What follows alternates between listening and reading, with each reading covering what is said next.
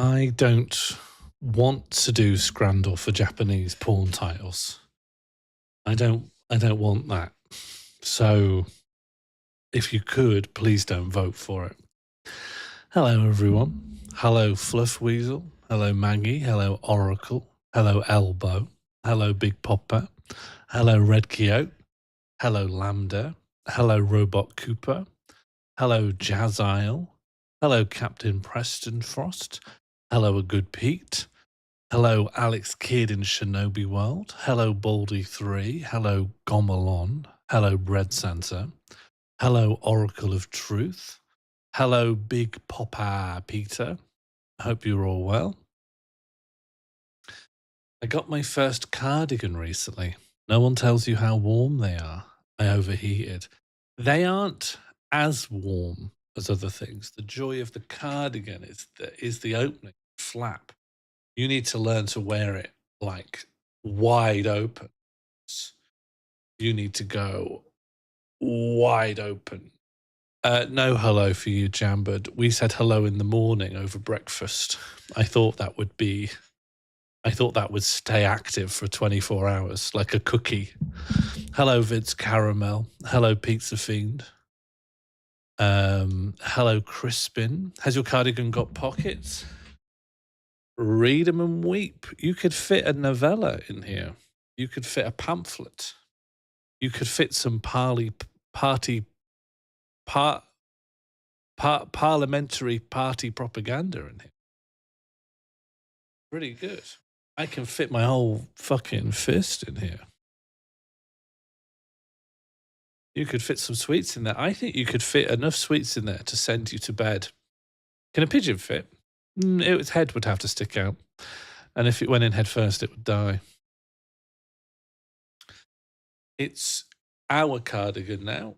And I'm happy to say a second hello. Hello, Jambard. Can we all say hello, Jambard? Yeah, how is Vinted these days, Fluff? Is Vinted? I've never been on it. Do you think it could be time for me?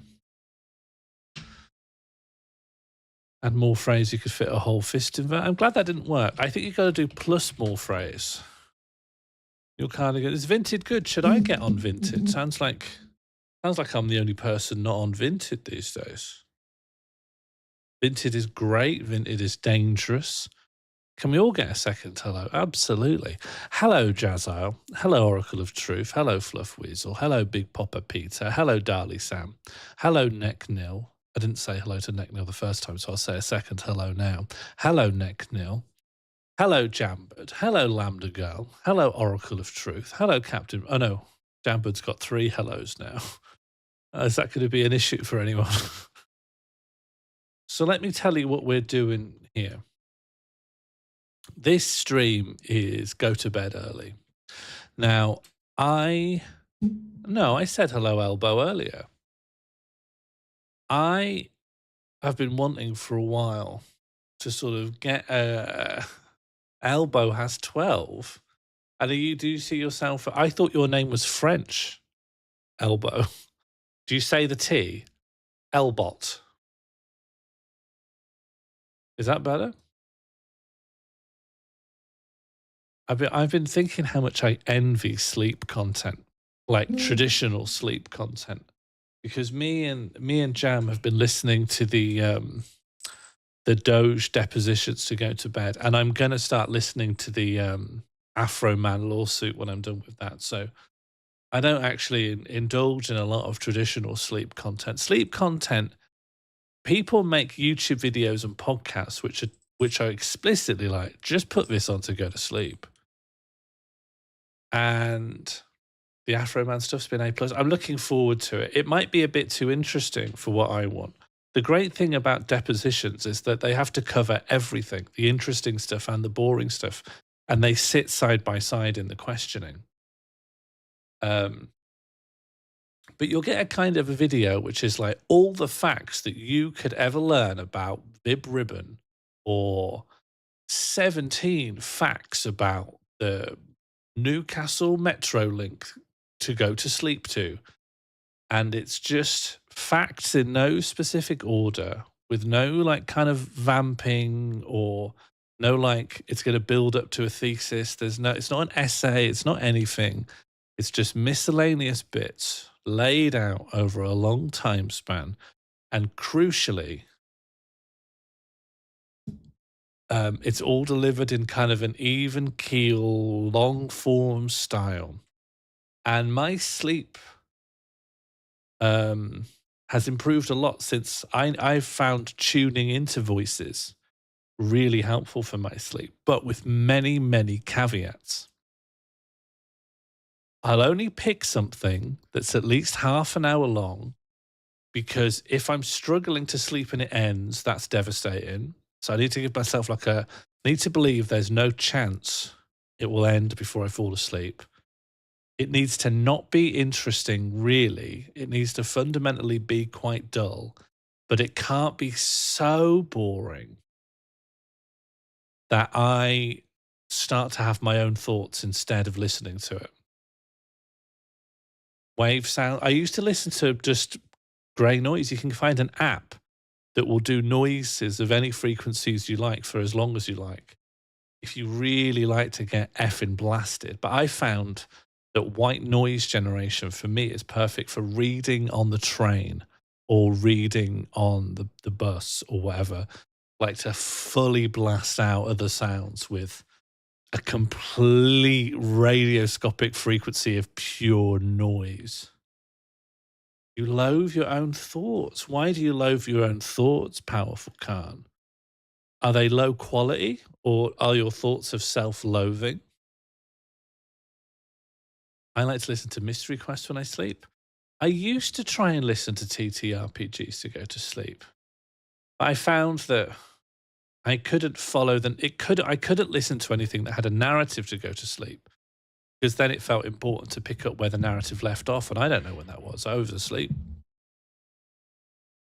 But what I'm attempting to do here is take what I like of the vibes of sleep content and just enmesh them into the regular stream experience.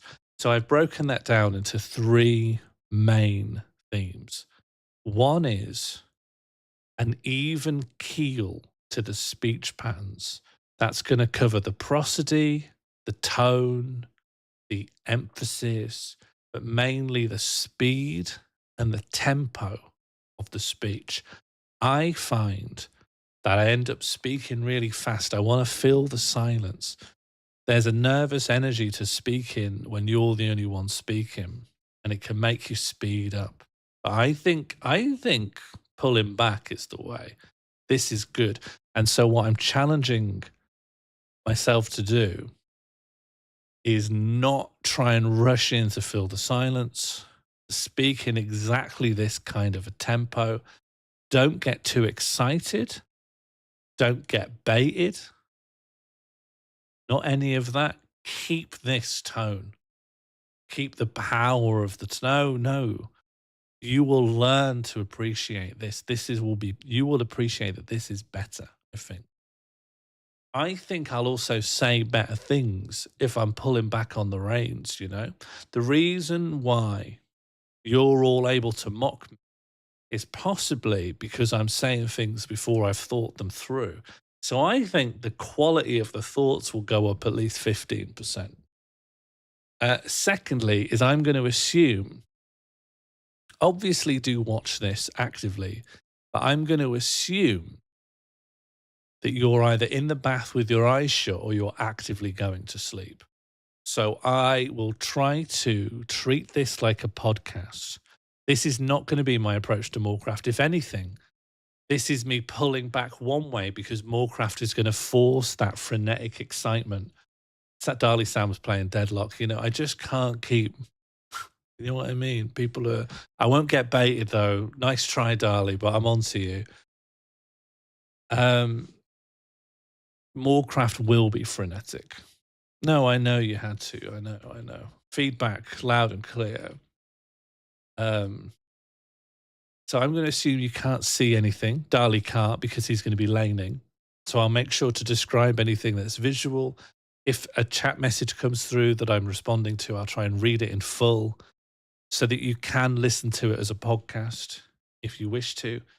And also, we're going to try and take a more mindful approach to our own deviations in the ebb and flow of the conversation. I tend to be a bit puppyish and I run to a million different things. This time, I think we can be more comfortable to rabbit hole, follow avenues of interest, and try and like not keep focused, but not be bouncing around as much. I think this could be good. This could be like a real mature evolution. And just to get us going, just to start us off, I'm going to start playing UF. Thank you very much to the people at UF. At what's the name of who made UF? Thank you very much to the people at Increpair Games for the free code. One thing I've always said about this channel is that it's too focused, but I'm fixing that, Albert. I'm not saying I've identified a strength and I'm emphasizing the strength. I'm saying as I've identified like a fatal flaw, well, not even that. It's like a challenge. It's a challenge to diversify myself and improve upon myself, you know? I think it's important psychologically to be able to bring yourself to heal, you know? I think you have to be able to control your own thoughts. And that's when I'm streaming, I struggle to do it. All I think about is like, what's the next thought? You know, I'm thought hungry. Thoughts are coming down the conveyor belt and they can't come fast enough. Is this right? Tokipona. They've got Tokipona on here. Take a poll to choose language. I mean, oh, Telugu.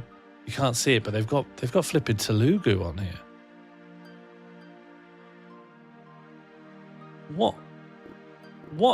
What is the language that is up here though? What's this language? What is this game? It's UF. You speak Tokipona. Lambda, you're such a good community member. That's so good. Idioma. Could be. I mean, I'm tempted by English. I've got a real strong, I've got a solid, like, base in that, you know? Yeah, sorry, Josie Russell. So we're on the language select screen for UF. There's Arabic, Danish, Deutsche, Greek, English, Spanish, Latin American Spanish. I don't know this language.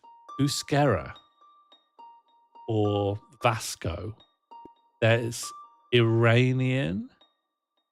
There's French. There's Hindi. There's Italian, Japanese, Korean, Latin, Dutch, Brazilian Portuguese, Russian, Slovenian, Telugu, Tokipona, Turkish, Ukrainian, simplified Chinese, and traditional Chinese. A bit fast, was it? Thank you, Jazar. I think it's very brave to call out the streamer like that. I think you speak even more slowly. Well, I felt like it was... Euskara is Basque. That is great. Sorry, Josie Russell. I didn't mean to stumble into your special interest. I'm going to sneeze now, so...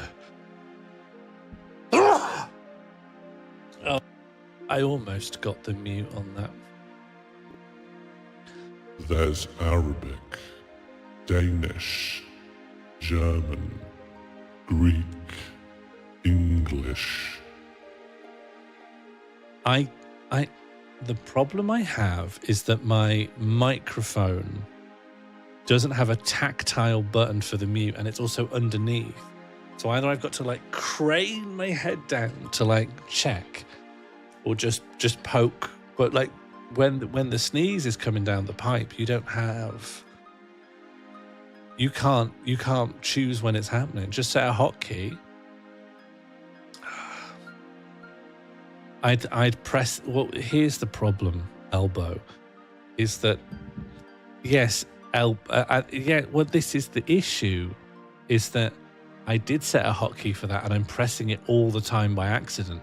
But at least with that, all it's doing is it's making my voice really deep. I can't be muting myself. I can't be muting myself by accident all the time. There's no button on God's green earth that I never press. No, you're right. No one is trying to make Albert not be confrontational. My job is not to rise to it. Yes, stay slow. This is good practice, you know. This is good practice. Oracle taught me how to do acceptance and commitment therapy. And if ever was a good time to, really put it into practice, I need to remember that Albert can't hurt me. And that ultimately Albert doesn't want to hurt me. My phone starts sleeping after a certain amount of time because there's no video. And then does it cut off the audio? Because as long as you can hear the audio, you're fine. I know that the Opera browser manages to play audio with the phone screen off. So maybe if you opened it up in a browser, that would be better than in the app, perhaps. Also, Albrot's now helping. Why are you attempting to stay chill? Isn't being chill its own reward in life? Isn't it the most transferable skill in the world to remain calm? But also, if there's anything that I'm going to pick English. I know people want me to struggle with a language, but that's not what we're going for. Oh, you can play multiplayer. Maybe I should go to YouTube? Yeah, I mean, that is famously, it's the one that wants you to pay for off-screen audio. Well, I think sleepy content, here's what I'm trying to corner in the market. Daytime go-to-sleep content. No one's doing that. People are just doing nighttime go-to-sleep content. And I think with such a saturated market, having a monopoly on a kind of thing is more important than that thing being good. Is it daytime? No, but it's not quite bedtime. It's not bedtime, is it? Okay, we're an egg. I would pay you to explain Marxist ideology to me in a calm voice. Problem is, that's actually... Oh, God. Oh, I wasn't expecting to survive that fall. Oh, and I can jump as well. So what we can see on the screen is that we're an egg. Well, with the exception of the Americans, who, as far as I know, it's daytime. And even for the Europeans, it would be quite an early bedtime. This game is made by the person who made Steven's Sausage Roll. And you can kind of see that. You can kind of see the Steven's Sausage Roll 3D style in full force here. Yeah, so Maggie, it's not bedtime for you. I think 10 to 8 is quite an early bedtime. But then that's good, because that means there'll be some people, particularly if any like Russians tune in, where it really is bedtime. So they get to enjoy it at bedtime, and some people get to enjoy it at the daytime. So I think it's perfect, really. Josie can't see the Sausage Roll 3D style. That's okay. Josie, just shut your eyes and imagine Steven's Sausage Roll. But instead of a guy with a fork, it's an egg. And instead of moving one tile at a time, you're rolling around unburdened. And if you haven't seen Steven's Sausage Roll, imagine this game, but instead of rolling around as an egg, you're a guy with a fork. And you can move one tile at a time, or you can rotate. Or you can move, forwards, left, right, backwards. Has anyone here played Drod? Any Drod fans in? I bet there'll be one. I bet Lambda's played it. If anyone's played it here, it's Lambda. Sorry, I got a bit excited then, thinking about Lambda having played Drod. Oh yeah, Jam's played Drod. I forgot you'd played Drod, Jam. Drod rules. Lambda, I think you'd enjoy Drod. That's one of my... I think every stream I should give out one recommendation to at least one person. Lambda, I think you should have a look at Drod. I think you might enjoy it. For the most of you, I don't think you'd enjoy Drod at all. If anyone else here would enjoy Drod, it's just Lambda. Yeah, it's that Lambda, yeah. What do you reckon? You think there's even a shot you'd like it? Doesn't sound good as a description, but it is good. I think the egg is going to get more high up. I think the egg is going to... Oh, God. I think the egg is going to ascend. Good night, Josie Russell. I hope this brief period in the sleep streams helped you. Sounds like something I'd at least give a go. I think you're going to do an awful lot more than that. I think you're going to develop a passion. I think maybe... how do I describe the 3D relationships between these? I'm on a kind of a free-floating brick platform. And I believe that maybe below me is a tree I should go onto. No, it's just going to be relaxing. I think there's no amount of calm that's inappropriate these days. Yeah, that's good. Good. I like the egg jumping noise. I think that's good. Oh. Can I not? Yeah, I can. The fact that I'm an egg means I roll in a very non-uniform way, which is quite tricky given that at times you want to make a jump with a bit of momentum. You should add the occasional big yawn. I don't know. I feel that's a bit cheap for a sleep stream. Do you know what I mean? I feel like a real sleep stream, it's kind of a bit crass, isn't it, to actually include yawn content.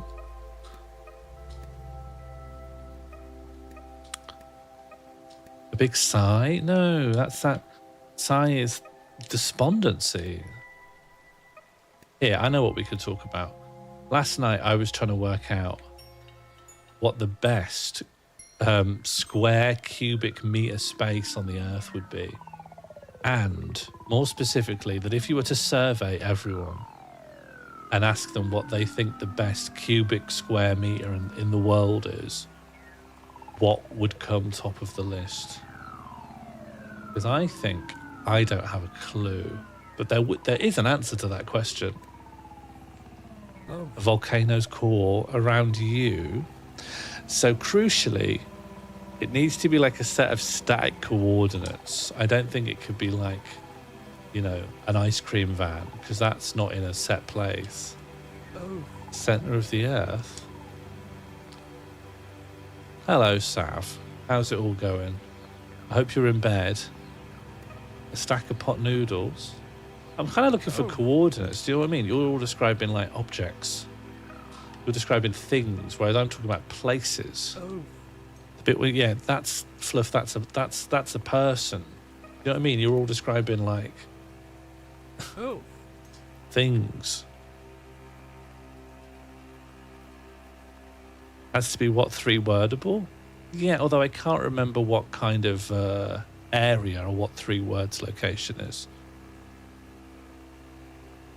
You're eating a bedtime... Oh, ginger nut's a really good bedtime business. Bedtime business? Well, that's what I've said. If it's the mode, maybe a popular theme park. Which one's the mode? I did all this in secondary school, but I don't remember it now. Isn't median the most... Is it mean or median where you divide the amount of votes? You divide like the total by the amount of voters. That tree where Buddha found enlightenment, do you think that's still going though, Dave? Like, do you think that's a known tree in a known location?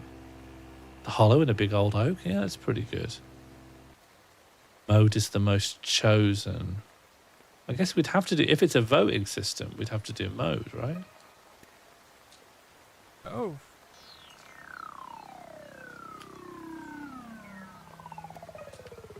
This is quite hard. Oh. I was expecting slow precision platforming, not like Okay, Oh. okay. I think I can do this. The egg breaking is waking you up. Don't worry, it's broken for the last time now. I think I'm... Oh. The fact that you're an egg means you can't really turn in the ways you want at the times you want. Advanced monkey ball stress content, yeah. I think it's the right thing to go to sleep to, though. Oh. Do you think I'd enjoy Baby Steps? Do you know, I was thinking about playing Baby Steps, but I realised Death Stranding 2 is about to come out on PC, and isn't that just Baby Steps? Oh, not Oh. quite. Like, is anyone here who's played Death Stranding and Baby Steps? Are they similar? They seem similar. Oh. You would enjoy... Yeah, but I'm going to play Death Stranding 2. I can't do 2 games about walking, you know? Oh. I'll hit my quota for the year. But how do we find the mean? I think people will have to... Grugger was grilling me about this last night, but I think we just let people submit coordinates. Oh. And then... Oh. And then we just see what set of coordinates gets submitted the most. Oh. It's okay to enjoy 2 things. Yeah, but one might sully my enjoyment of the other, you know? Like, if you eat a second sandwich before you're hungry, you won't enjoy the second sandwich because you weren't hungry. You're just eating it because it came out. Oh. You've seen Kojima's new sandwich? Wow. I bet it's interesting, but I'm not hungry. Oh. No, Grugger, you provided some much needed. You urged me to clarify what I was up to. You should play Death Stranding. You give Gerard a go. Oh. They're not the same, but I'd give Gerard a little go. Hello, Mono. Yeah, I'm trying to get. I'm going out of sleepy mode. People are not getting baited per se, but I'm losing my cool. Oh.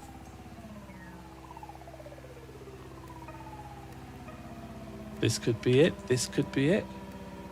Yeah. Okay. And then need enough speed to get over here. Okay, good.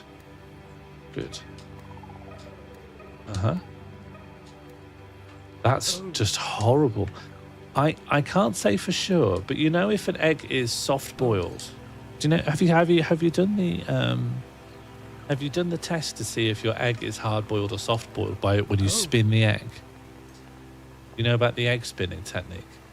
If you want to know if an egg is hard boiled or soft boiled, you spin it on the kitchen counter and then stop it with the flat of your hand. And if you let go and it starts spinning again, that means it's soft on the inside, and the inside kept its rotation and it re-span the egg afterwards. Well, we've just seen that this is a soft boil. This is a soft egg. No, not smash it. How would smashing it? Well, smashing it would reveal, but it would prevent you from cooking it further. Wouldn't you know? Yes, but you might not be sure if it's cooked. If you never come across the egg spinning technique, it's real and it's good. It's not haunted, it's just rotating. It's soft contents are rotating inside. Oh. No, you could just put it back in the water for a little bit. You don't need to... This is the joy of what I'm saying, is that you don't need to pierce the egg's shell to understand if it's become hard-boiled. Oh. Yeah, different methods to know if you've cooked it poached. This is a shell-on test, and that's why it's so crucial that you don't damage the shell. Wow, this guy is smart about eggs but bad at this game. Okay, to Beth's son, this is what I'm trying to describe is that the movement of the egg is a lot more fiddly than you can tell. I'm here, I'm in the coal face, I'm right up with the equipment. I'm just saying that if you were piloting the egg, you would have the same struggles as me. And if I was watching you pilot the egg, I'd say, wow, this kid knows how to criticize a streamer, but he can't pilot an egg for toffee. Do you know what I mean? The egg doesn't move how you'd expect. It's not like a football It's an egg that wibbles in unexpected ways. Oh. Anyway, we're keeping it calm and respectful tonight. So thanks for your input. Oh. You excited for Dune 3, Beth? Oh. No one wants to talk about Dune with me, but we're finally getting the jihad. You know, this is going to be this is going to be the best cinematic jihad of 2026.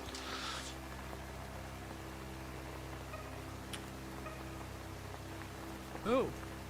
I've been watching Chungking Express in 20-minute chunks over the week. Anyone watch Chungking Express? It's a film about how it's great to have a local takeaway. What book does Dune 3 movie respond to? I think Dune Messiah. Oh. So just the book. I think it's just the book that comes next. Oh, yeah. Beautiful egg work. There we go. This time it's for real. This time it's real life. This guy knows a lot about eggs, but he's bad at this game. Do you know, it's important to learn that your words can haunt people, you know? Might have meant nothing to you to say that, but I'll be thinking about that all day. I'll be thinking about that tonight when I'm brushing my teeth. Is this bad at the game? Make it... Never mind.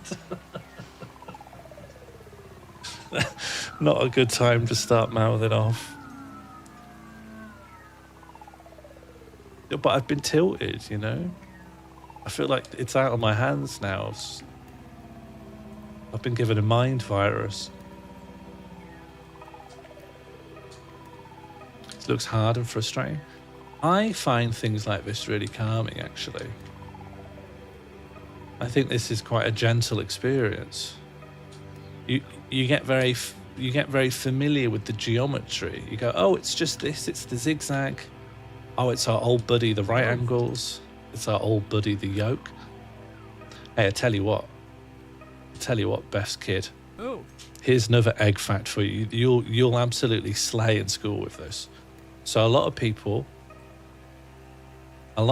they know the parts of the egg, right? They know the yolk, which is in the middle, and they know the white bit, which is called the albumin. But there's actually an enzyme layer between the yolk and the albumin that binds the two of them together. This is the bit that takes the longest to cook when it's frying, and that's called the chalaza. No one ever talks about the chalaza, but it's an important part of the egg. You'll absolutely slay in school with that. No one else is going to know about the chalaza. Oh, God. Oh. Well, it's not spelled like that, but yeah, that's a good mnemonic. Think about Chalaza Quest. Do they still have Laser Quest? Is Laser Quest still around? Is John McCririck still alive? No, this is the very thing I said I wasn't going to do on the sleep stream. I can't bounce around. We'll talk about if John McCririck's still alive later when it's relevant. Oh. We're talking about eggs now. He is alive. Is he still going? Oh. I was thinking if it weren't for him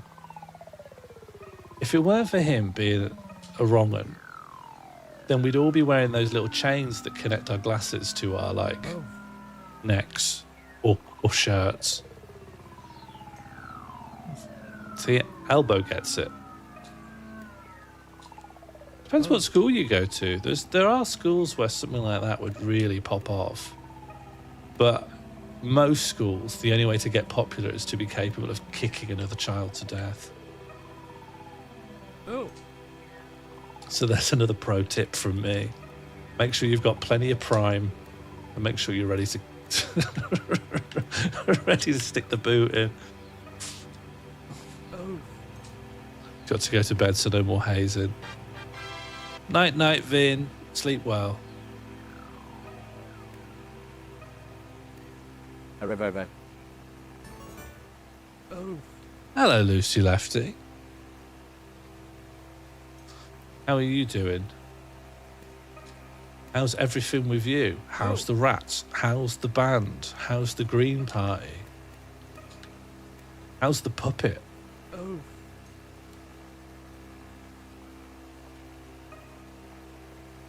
Oh. You're going on tour? How many dates are in the tour? Is this a new tour? Because you did another tour, didn't you? Oh. 5 dates, okay. You're going to go on a boat? Oh. Yeah, we're going chill. I think I've been 90% chill. I'm definitely a lot more chill than normal. You just can't change the direction of the egg in the way that you'd want. But I'm a bit Oh. big boat time. God, I'd love to be on a boat. I really love boats, but I hate planes. I think there's something just egregious about the plane.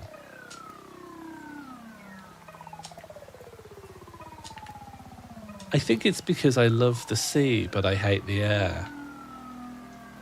But I love birds, but I hate fish, so it's not all that consistent. How do you feel about seaplanes? What are those? Are those the planes that can land in the sea and sort of drift around the surface of the sea a bit? I think they're pretty good. Yeah, I think they're all right.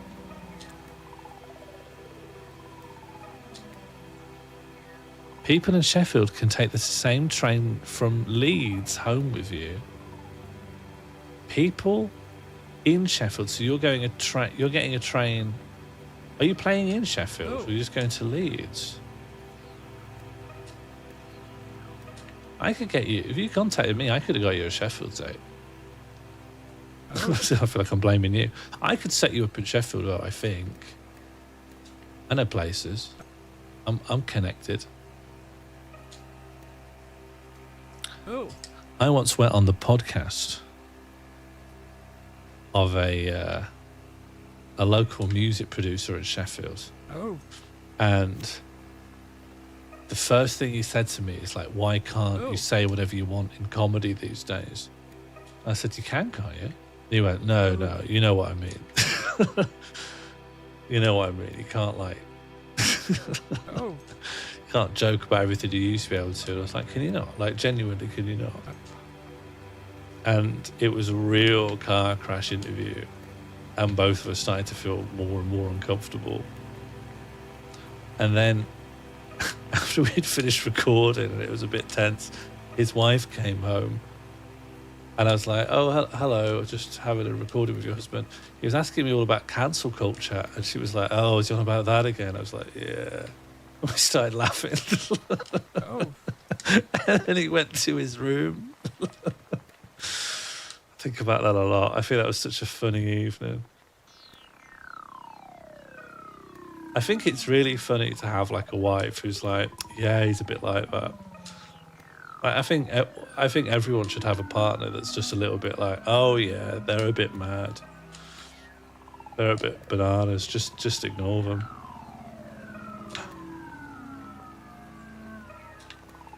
Hang on, I can't talk. Let's go. Let's go. Oh. There was a save point there, though. Unk has contacts. I have fewer contacts than I used to. I used to be a proper man about town. I used to know all the rats that live in that big rat warren on Ponderosa Park. Is it possible to do more than one tour, or is it just one tour with gaps?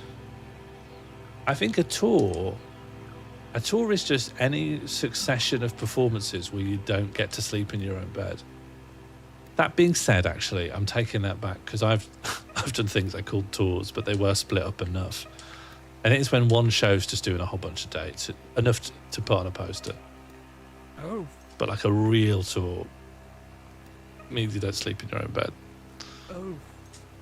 A tour is anything you call a tour, isn't it? Being homeless a tour? That's the most tour there is.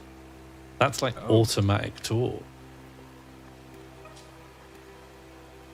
Oh.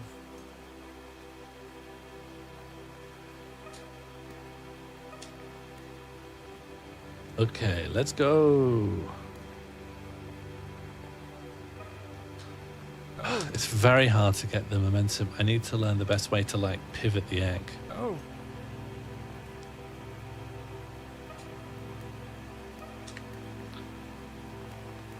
I do think this is a good game, though. I love when games are simple.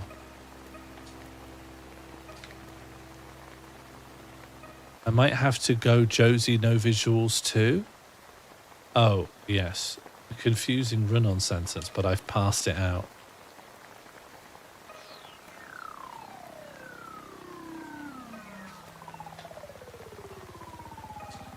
Okay, I think the trick is always to sort of spend a bit of time getting the egg into just the right rotation and not sort of brute forcing it. There's a temptation to think, well, it's just an egg. I'll just push it where I want to go and then deal with it. Well, sometimes life's not like that. Like this, that's okay. Okay, I'm getting it. I'm egg maxing. I'm attuning my brain to the requirements of the egg. To the... Oh. Okay, but you also need to be aware that it won't roll uniformly depending on how it's rotated. Okay. Like the rain sounds? I think it's just a good time. There's good energy here, you know?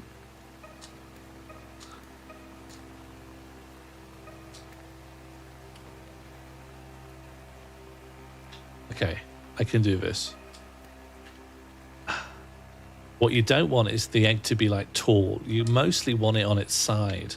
When the egg's on its side, it behaves the most like a normal ball. Like this should work. So you just need to like get used to sort of flipping it around like this. You gotta sort of ease it. There we go. And then, God, I'm genuinely feeling tense now. Like this. And then, oh, look at that. That's good though, isn't it? That's good. The brain and egg is connected. That's really... Okay, let's just get the measure of this then. Tell you what, the difficulty really... Oh. The difficulty don't half curve here, eh?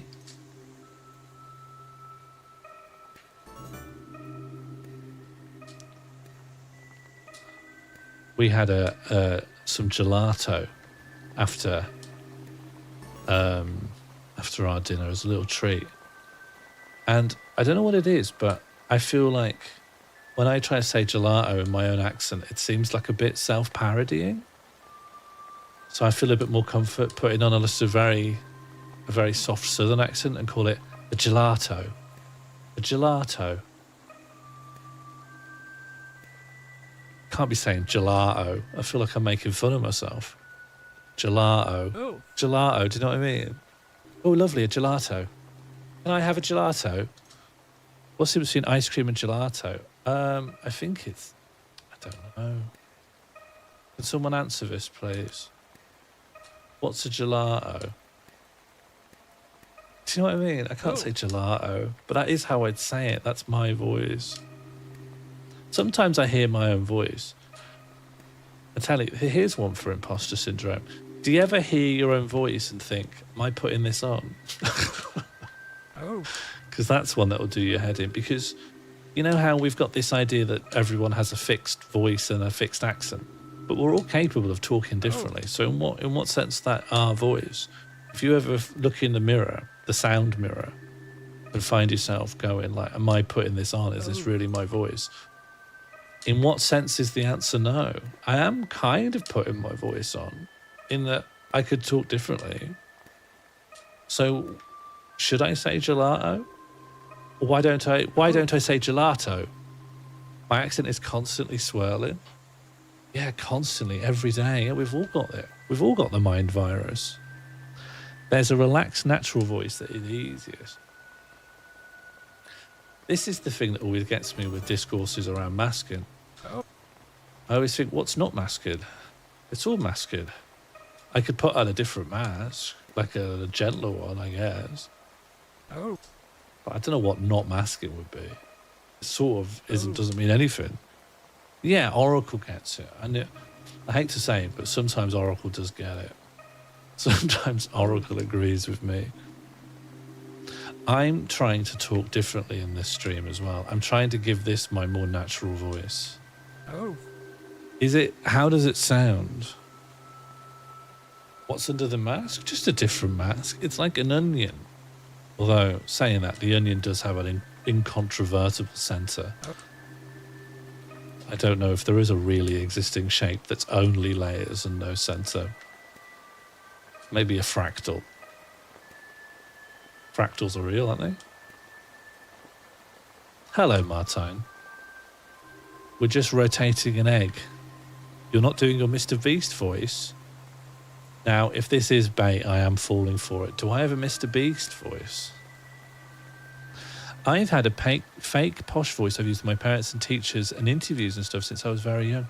Wow, to have it from very young. I mean, everyone does some degree of code switching for all kinds of contextual reasons. Oh, I've probably gone on about this before, but when I was performing loads, particularly in London, my voice was so different. I really had like softened my voice into a kind of an RP accent. If you listen to early Mandos, you can really tell, I think. I just don't quite sound like how I do now.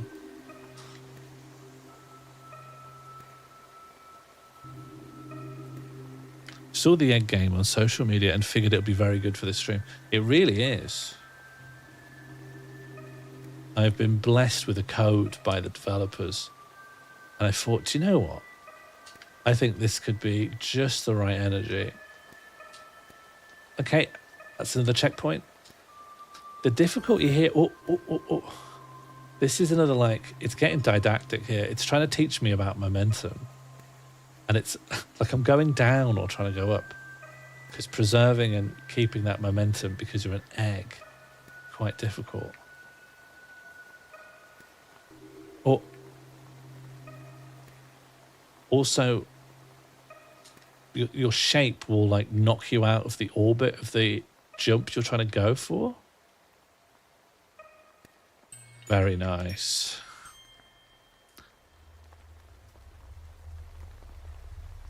Well, I used to have the opposite, Mono, where like I'd have just the voice that I'd somehow fallen into, but if I'd ever go home and visit my parents, all the Midlands would come back out.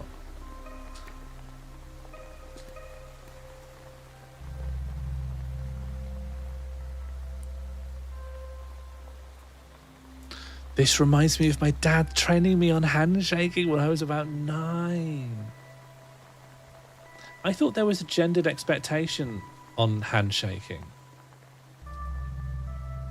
Even now, I feel like, you know, the horrible thing when you meet someone and you're like, what are we gonna do? How do I greet you correctly? Do you want to shake my hand? And do you know what? I hate to say it, but I have sometimes... How do I put this? How do I say this in a way that doesn't make me seem like a villain? There have been times when I've met younger men recently, and what I've done, I've been like, I'm going to just lead this interaction because they seem a bit nervous, and I'm just going to give them a firm handshake and say hello and look them in the eyes and smile. So I'm like, hello, you've met me and I can lead the interaction. But also, part of me is motivated by like, maybe I could be in charge of this conversation if I put in a good first moment here. Maybe I'm the king of the conversation. Is that terrible? I think that's normal, isn't it? It's normal to sometimes do that, to want to be like, I am the king of the conversation. Is it bad? Am I admitting something awful about myself? I'm not often king of the conversation, but I go in for what I can be. Do you even know what I'm saying, what I'm talking about? Isn't that just being a dom? No, because that's a sexy thing. I'm not looking to come. I'm looking to like... I'm looking to. Can't say anything that doesn't sound like it is marred by psychosexual undercurrents. I just want to be the king of the conversation. To be honest, I don't think normal people think about who's winning the conversation. Well, I don't normally explain it in detail like this. What I mean is, like, there's occasionally a time when you think the other person here looks a little bit like they're not sure what's going on, and I have a very clear idea of what can happen. And if I just give this a good, clean, winning smile, confident expression, and a handshake, I can probably force this through. Do you know what I mean? I have a will, and I could probably realize my will here with the right opening gambit. Sometimes it's nice not to be the king. Yeah, look. Sometimes you want a dom, sometimes you want a sub. Like, that's life. I think anyone who doesn't want to switch it up now and then is missing out on probably some of the sweetest spice of life. But sometimes you see an opening. Do you know what I mean? This is what I'm talking about. It's the winner's mindset. Sometimes someone's not defending their entire goal, and you go, if I get in here and I've got a very, very confident handshake, I can probably get what I want from them much more quickly. Oh, I really need momentum here. Conversational verse? I don't know what that means, I'm sorry. Sometimes I like to talk the talk and act cool, but I actually don't know a lot of the terminology. But if you tell me next time I'm pretending, I'll be able to drop that one in as well. Handshaking switch, situationally bi? Not bisexual to switch, is it? What are you trying to get? All right, I'll give you a clear example, and it's particularly one where I have no motive particularly. I was meeting someone who lives nearby, and they were younger than me, and they seemed a little unsure. And so I led the conversation. I said, hello, nice to meet you. If you need anything, let me know. I just laid out the whole thing, and all I was doing was a really big friendly greeting. But I felt like I'd built some I'm a normal person points, you know? I'm going to come in really strong with a bunch of I'm a normal person points. And later that week, I did lend that person a hammer. So I'm like, I get to be... And so recently, I've been putting the bins out in just my cardigan and my slippers. Because I think... But I built up so many points with the handshake that doesn't matter now. You have a hammer. What do you mean, oh, do I have a hammer? Don't we all have a hammer? Lucy Lefty will have probably 3 hammers. You don't seem like you have a hammer. Can we... Why do we keep this guy around? I swear. I swear to God. There's never a stream going where I'm not going to get baited, you know? Everyone's got an opinion on me. Oh. I knew Lucy would have hammers.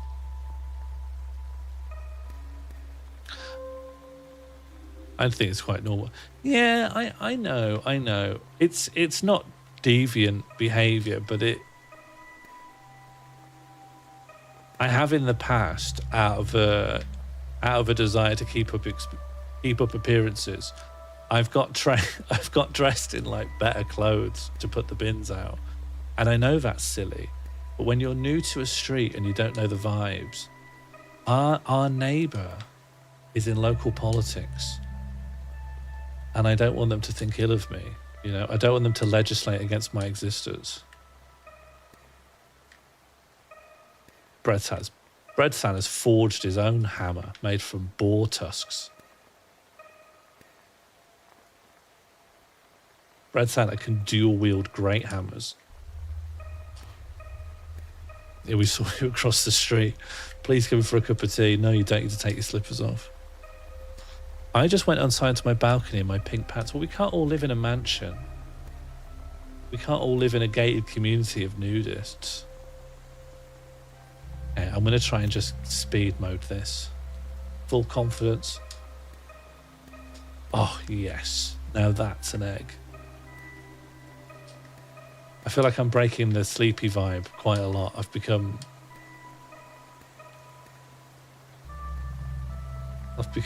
I want to say aroused, but you know what I mean? I've woken up. I feel like there's a great alertness necessary to be the egg. Look at that. Brad's had to be a good HEMA person. What's HEMA? Oh. My sister used to live in a neighborhood where people went into shops wearing nightgowns and slippers. I did that once at university. I was like, Oh. I was just in my... I think all I did was I went to like the local corner shop, but I was in my dressing gown. And my housemates, so keep in mind, this is like at university, but they were mortified. They said, you can come in, but we don't want to be seen with you. And I thought, this is the one time you can do that. I thought people are always going to the shops in onesies at this age. Yeah, that's what I thought, Bon. I thought you could do that, but historical European martial arts. I think that's taking it too far. Do you know, I hate to be a geek shamer, but for me, like, I like swords as much as the next guy, but there's a certain level where I have to wrinkle my nose. And it's tough as well, because the people who are into swords, there's a lot of fashion in that community.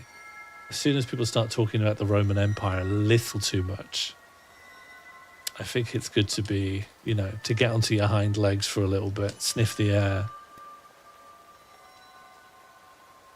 It can go a bit milady, but it can also be a little bit like the origins of... A lot of people have looked to the Roman Empire for their displays of strength. What do I do in here?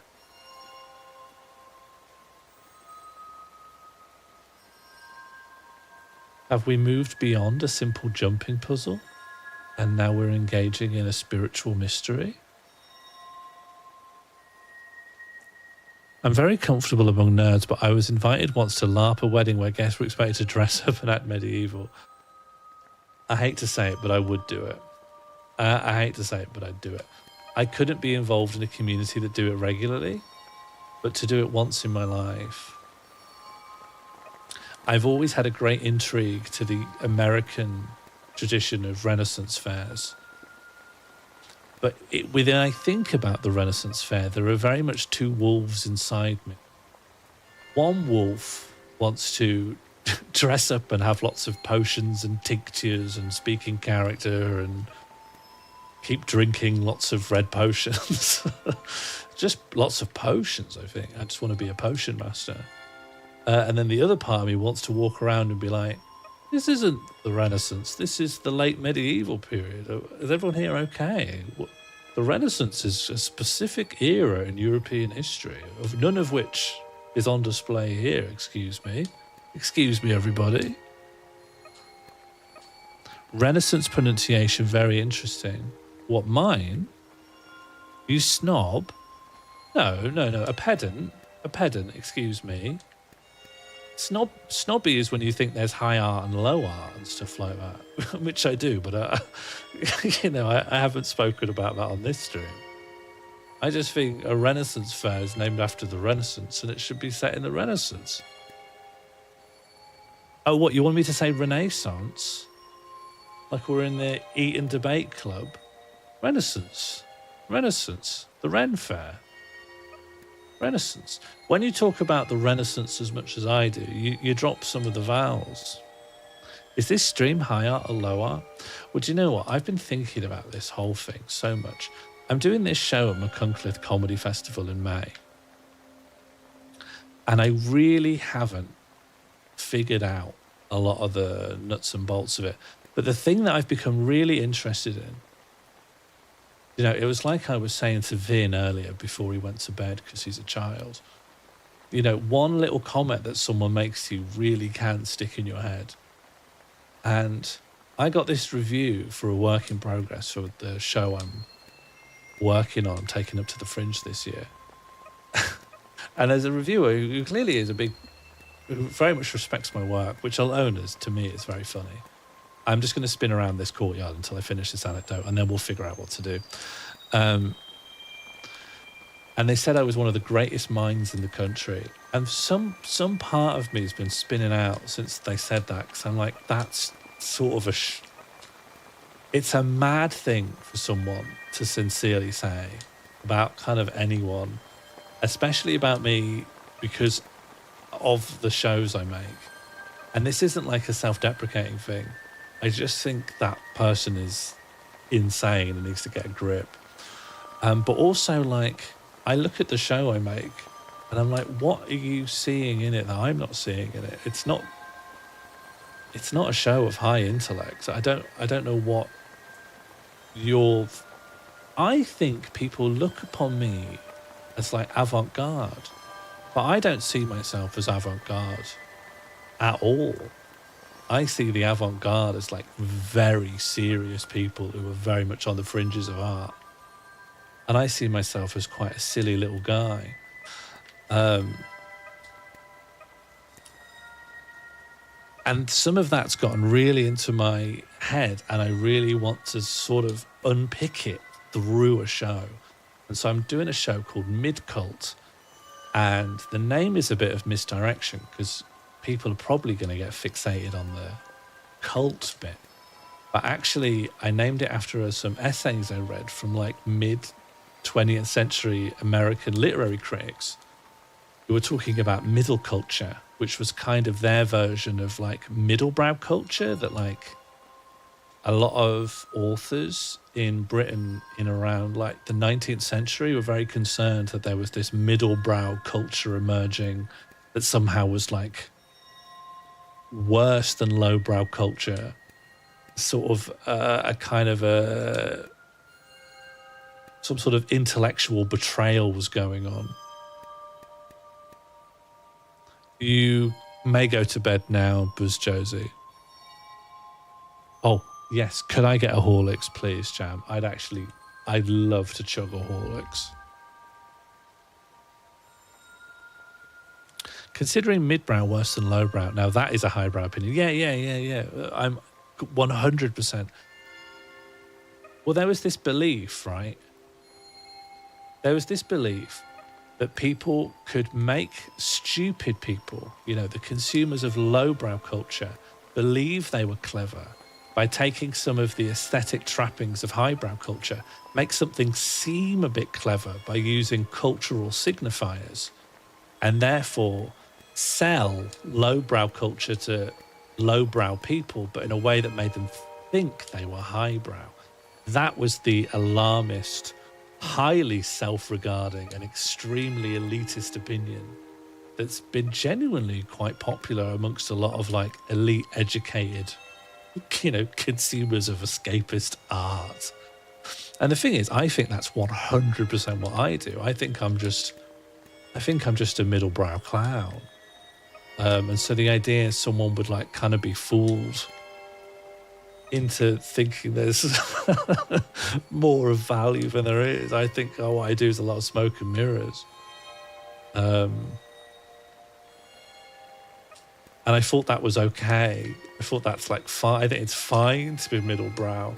I've kind of got thrown by praise.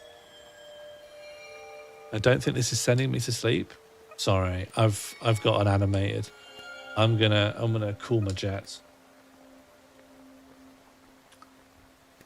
But part of me, I'm thinking, what if I did a show that really was avant-garde? What if I did a show that was like, what would it be like if I genuinely wanted to make an avant-garde, highbrow show? What would that even be? And I don't think it will be good. I don't think it will be good at all. Sometimes you just need to clear a thought out of the queue, you know? What would be avant-garde to you, though? What do I think is avant-garde art? I think something that's like almost impossible to enjoy. Thank you very much. Beautiful Horlicks. Can we please thank Jam on my behalf? What if we have a counter that say times egg broke? Now that really would be good. Okay, I think there's a puzzle here. And I think we owe it to ourselves to solve the puzzle. I think your shows are avant-garde relative to the most comedy the average person would have been exposed to. Yeah, but isn't that like the mad thing? It's like, I know when I first started comedy, people would make fun of like Malcolm McIntyre and be like, this is sort of a pandering type of comedy. And then we all kind of grew up and just made stuff that we wanted to make and stopped complaining about like where the money was going and just tried to build a new scene, a new culture. And then we did. Like my generation of comics have done that to the point where like we're not bothering to say alternative comedy for the most part. We're just sort of in the mix. I think that's great. But then we're just like one step away from the mainstream comedy. We're just the other blob. For that to be avant-garde, I don't know, it just feels like a stretch. Is this Moorcraft? Yeah. I'm looking forward to Moorcraft. I've been working very hard on it, and so has Mono. And I think we've built something that's going to be very good.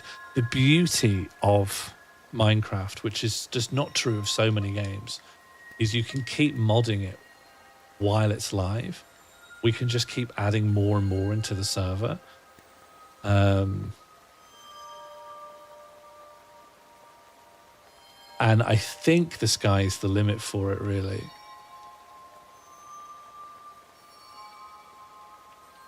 Is Moorcraft middlebrow? I wouldn't say so. I think the things about my live comedy shows is they make an attempt to tell you that there's like, it's worth reflecting on the meaning and purpose of the show. But there's nothing that's particularly intellectually challenging in there. It just gives you a little bit of encouragement to consider the intent of the show.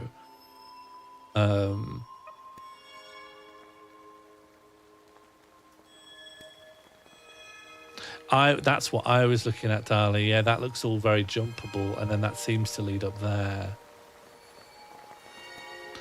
Have you done anything actually lowbrow? I think a lot of the stuff I do on streams isn't particularly clever. I don't know. I mean, I think this whole distinction, highbrow, lowbrow, middlebrow, I think it's a problem to get trapped in that frame, because I think it's fundamentally elitist to think that culture splits into these. You know, a lot of what people mean by like highbrow culture is that it will reference like the classics or key texts or whatever, you know, that it'll be some way reliant on you having received an education from some institution. So we can't get trapped in that frame. You do say come and piss a lot. Yeah, but that's only because I want Harry and Bread Santa to keep subscribing. You know, but I'll give people what they want, you know. I think that's a beautiful thing about me. Yeah, I mean, it's symbiosis at its finest, you know. It's like when you've got those bison and they've got that birds that sit on their back and eat all the ticks or whatever. You know, it's dirty business, but someone's got to do it. And I don't know who's who here, actually. I think Bread Santa's the bison and I'm just eating monthly subscriptions off his back by saying, come.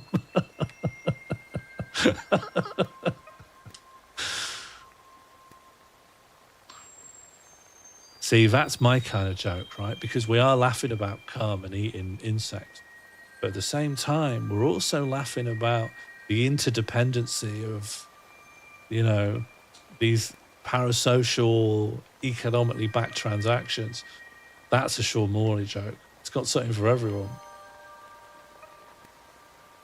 I don't know if I can get on this tree here.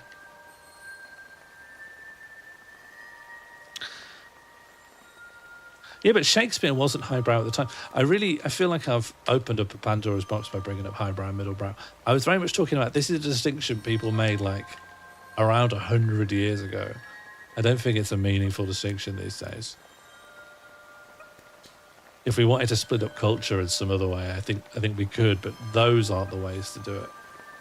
Okay. Do you know what? That's a huge jump to that tree. I'm not confident that can be done.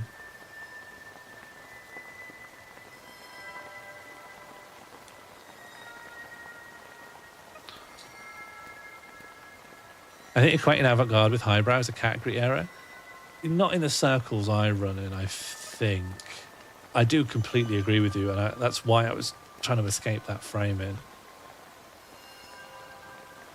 I think one of the mistakes people make with me, I genuinely think people think I'm in some way elevated as a performer because I'm considered commercially non-viable. You know, I'm not aiming to get on telly. I'm not doing stuff that would clearly trace a path to getting on telly. But they're wrong. It was never a conscious choice on my part. I consider it a grievous error. You take the SNL gig? No, I intentionally didn't go on that. I genuinely thought it would be... I genuinely got worried about some of my peers that, like, going for it, getting it, and then, like, having to go down with that ship. I'm thinking, but you didn't have to go on the ship. No one's lured you onto this ship. Could you have been on SNL if you wanted to? I could have applied to SNL if I wanted to. There's no reason to have thought I would have got it. I think they probably had over 1,000 applicants. The amount of people I saw talking about going for it, I think it was extremely oversubscribed.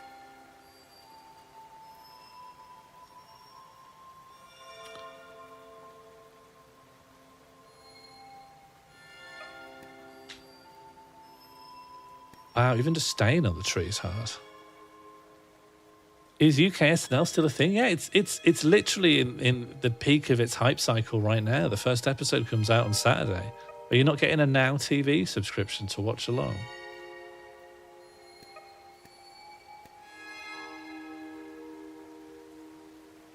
What would a mall SNL sketch look like? I don't know. To be fair, I haven't done sketch comedy in a really long time. I have been in my lifetime. I've been in 3 sketch groups, at least. And one of those was good. I think one of those was pretty good. The other 2, I don't want to talk about. Does SNL specific voice? Kind of. SNL's kind of a heritage product. A lot of people will speak very fondly of like some of the SNL from like the late, like I've heard there were some very, I've had some North Americans talk me through the times SNL were good, and they will point to sketches in like the 70s and 80s and rarely the 90s. And then that ends. I've never been given examples of good SNL sketches from later than like the mid-90s.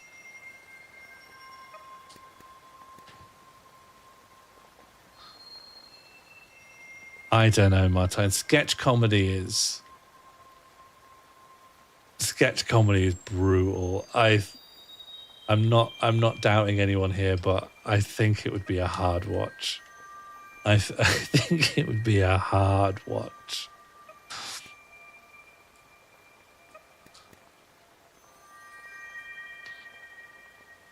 Occasionally you get diamonds. I believe I've watched the ones people have said are diamonds. Like, what are we talking here? David S. Pumpkins.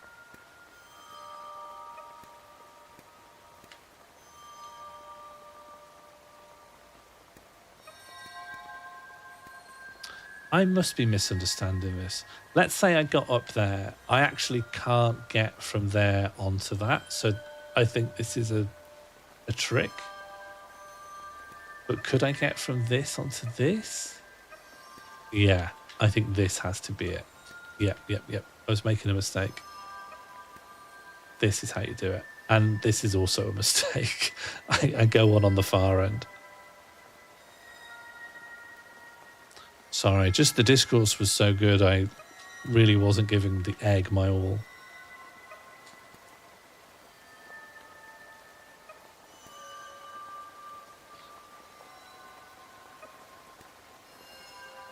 I like your one on UK SNL's TikToks. Oh, Al Nash. Al does also do live stuff as well. And the thing I really want to emphasize, because I've been saying it before any of the cast or writers was released, I think it will, you know, flop and it will not be recommissioned. And I don't think that is... I completely understand people sort of dunking on the people visible on the screen. That makes sense. But like, the show could never have been good, and there isn't anyone you could have given it to that could have made it good, because it would still, at the end of the day, have to be the UK SNL. That's not gonna fly. I just don't think that's got legs to fly. Legs don't normally fly in the first place, so... Do I have to go up this? Exactly. Bread Santa's right. WSOBL. Wasobble. I just don't think there's anyone you could have given it to that would have made it good. And that's not to say there's nothing good you could do with the format. It's just, I don't think, given the fact it carries SNL as the branding, that you would be allowed to deviate from SNL enough. Like, put it this way, if you were to release SNL in America now, and that wasn't considered like a heritage program with a long legacy, it would flop. It's a strange medium, and also it was built out of like genuinely very cool improv schools. I still think like the Upright Citizens Brigade and the things like that, they're still putting out loads of good talent. But like, where is the UK drawing from? It's drawing from an almost incompatibly diverse group of like comedians mostly known for TikTok sketches, comedians who are mostly known for stand-up, comedians who are actually theatre actors mainly. There's no like... I think it's... Some of the sketches are going to feel weird because you're going to have someone with a completely different like performing background. Whereas on SNL, a lot of these guys were scene partners on the stage for years before they went on the show. I just think there's lots of discrepancies in how the thing's going to come together. UCB, I thought you hated improv. I don't like the kind of short form improv games that became synonymous with improv in like the popular imagination. I think the stuff they do at UCB is improv, but it's not what people normally think about with improv.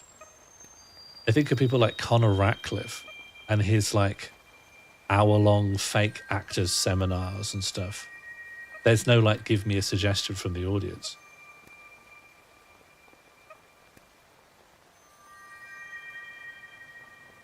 It's mad the UK even wants an SNL. I mean, my entire point is that I don't believe the UK does want an SNL. I don't believe the UK will have an SNL for very long. For that reason.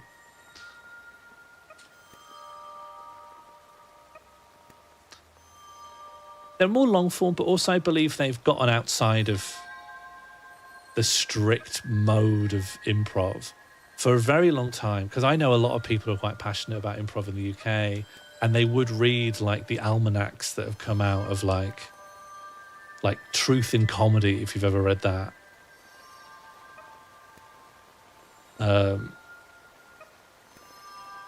Like I knew a lot of young people who really thought they were going to like mainstreamify the Harold in the UK. Whose idea is it to UK SNL? I believe it's probably Lorne Michaels' idea. but possibly someone at Sky was very excited about it and pitched it from the UK's angle.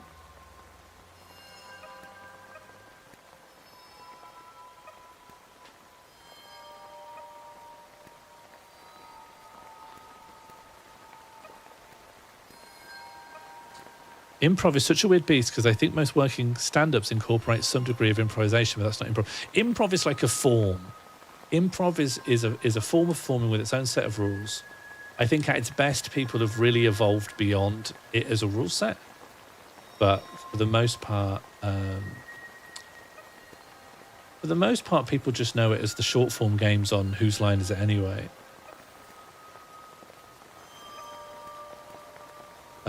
Whereas I think like in a lot of American improv theaters, it's really just moved into like a series of formats and people thinking quite inventively of like what kind of scriptless environments could you build an interesting show out of. I think that's quite a vibrant scene. The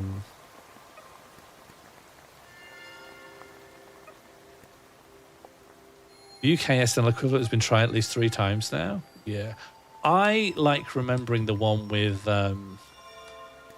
Jimmy Carr and David Mitchell and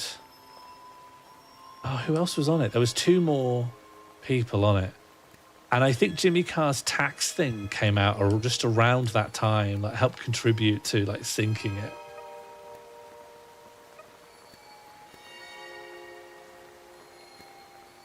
Is Beef and Dairy improv or scripted?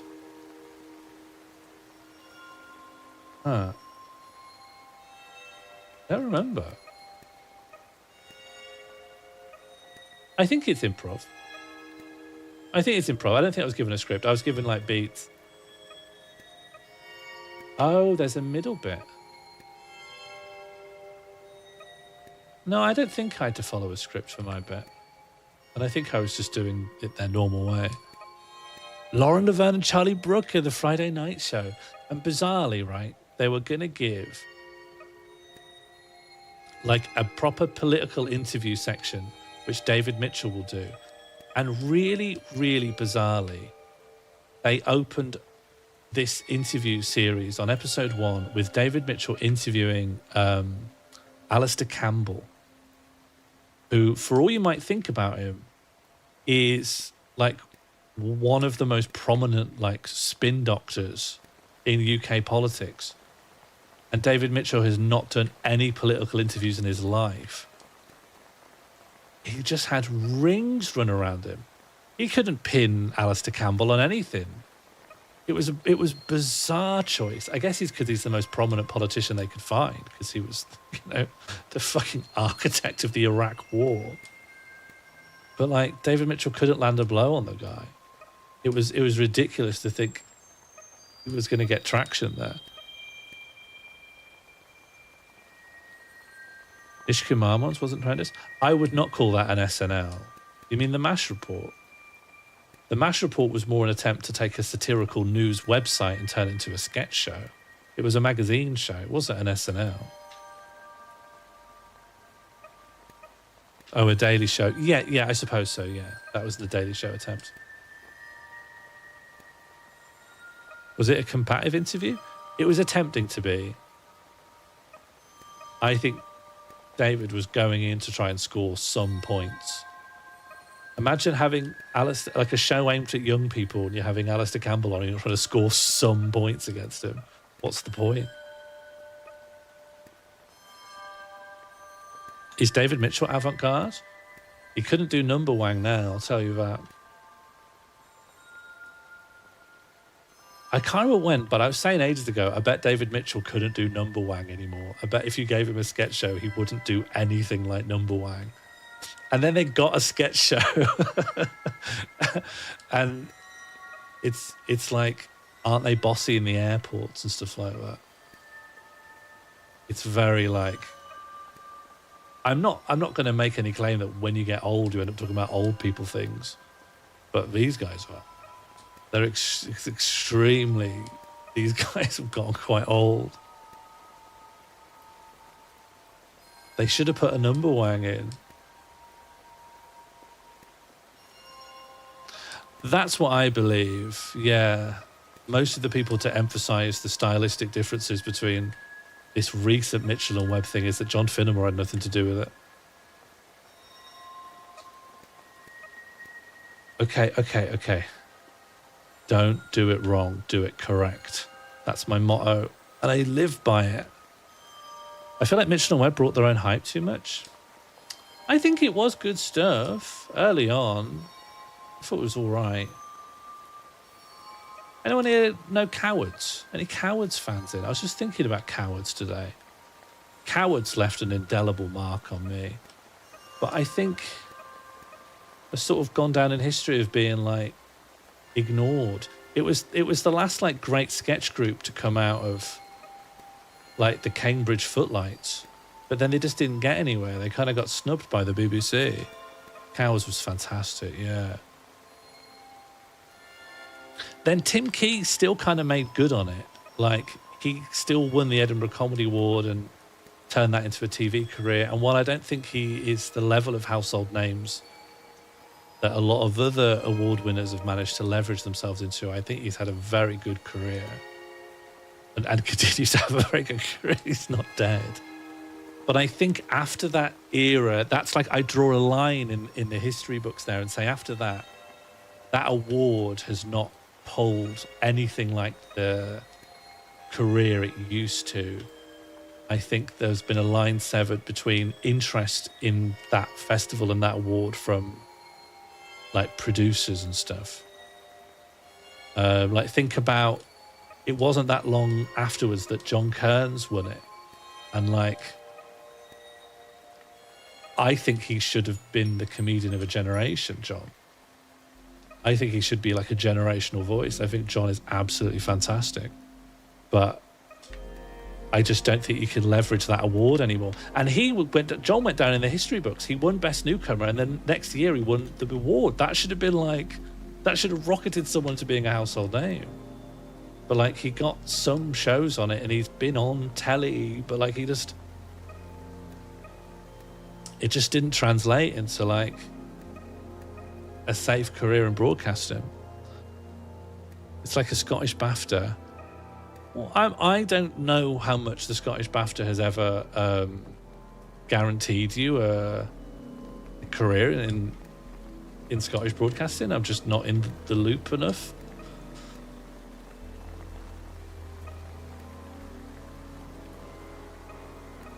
Oh, yeah, Lambda, I agree with you. They self-caricatured. And there was a weird thing that happens. I take a kind of... what's the word? There's a thing that happens with like sketch double acts where they always get split up and one of their careers goes better than the other. I think about Keenan from Keenan and Kel being on SNL, whereas Kel went on to like star in Asylum Films and repeat his catchphrases at like fan conventions. And then there was the era where David Mitchell was just on every single panel show, and then Robert Webb was hosting like a Channel 5 film bloopers compilation series. It was just a big departure. Key and Peele, yeah, but they've managed to go off and have like very different careers from each other. Eric Wareheim and Tim Heidecker both have very interestingly different careers. I think they're both doing all right.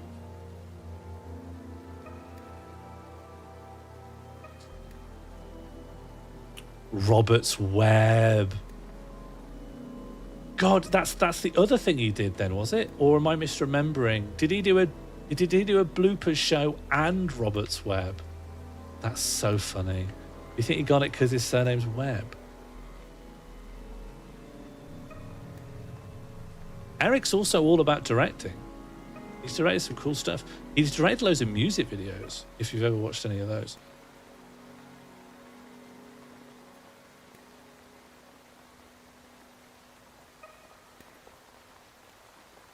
Fish and Cushion. I don't think what was Fish and Cushion on? Was it on the latest series, or was it...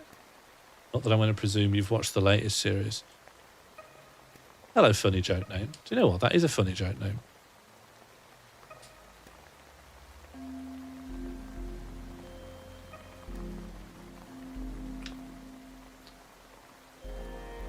I think I've managed to have this entire conversation without saying anything that will get me in trouble. And I'm so proud of myself for that. That Mitchell and Webb look. Right. Don't remember it. All I remember is Number Wang. All that matters. Number Wang was so good.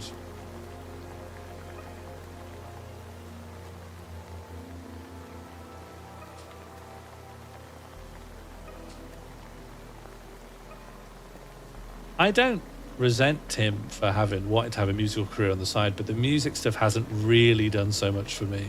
And the fact that if you want to go see Tim perform comedy, you've got to then see his band. I think that's vaguely funny. It's just that I don't want to see the band. I'm just, oh my God. If I die now, I'll just start at the reset checkpoint.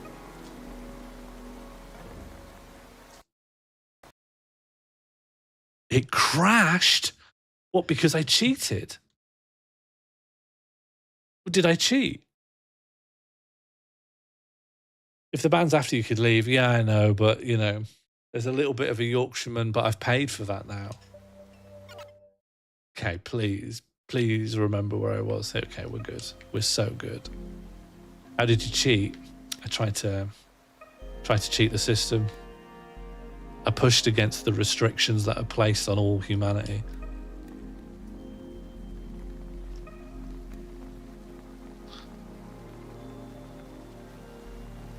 The difference in careers, the League of Gentlemen crew has been interesting. That's true. The problem ends up being, right, is that there's actually just not a lot of space in broadcasting. I feel like I'm going to pontificate like I know about these things. Here's just what I believe, an educated guess. There's not a lot of space in broadcasting for a lot of roles. And if you and a bunch of other people have made League of Gentlemen, which is that sort of typecasts you into a very specific kind of sense of humor and cultural position, well, there's not going to be another show that wants a whole other cast of that size that are all a bit like that. They're just going to pick one, and then that person's anointed, and the rest of them can just go and do something else. Egg. Oh, yes. No. I don't know about Pappy's Fun Club so much. They were a big deal for a while, but they just never scrutinized them.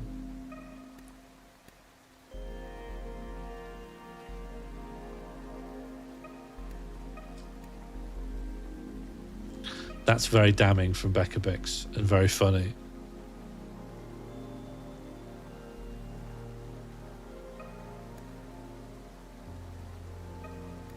If you fall down again because of reading chat, I'm going to lose my mind. Well, Powerful Khan, I recommend as a time-saving exercise you lose your mind now.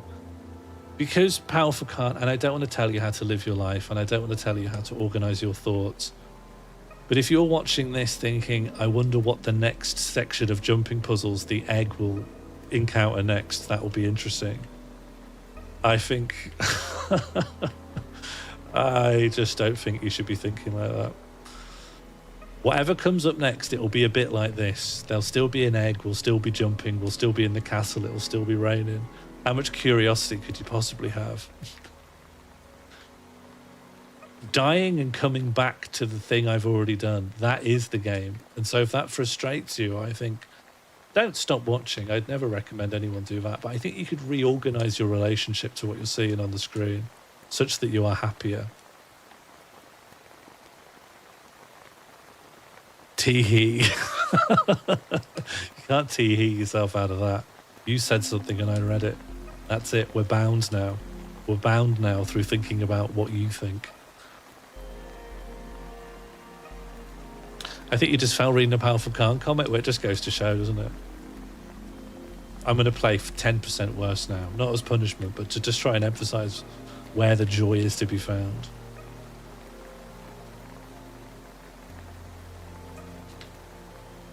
Do TV execs just hate, not understand comedy?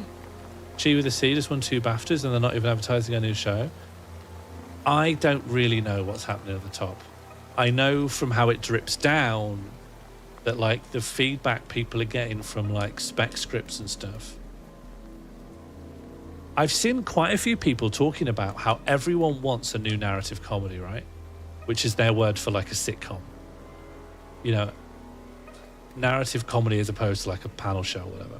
Everyone wants a new narrative comedy, and there are people producing it. There's just, I guess it's a form of groupthink.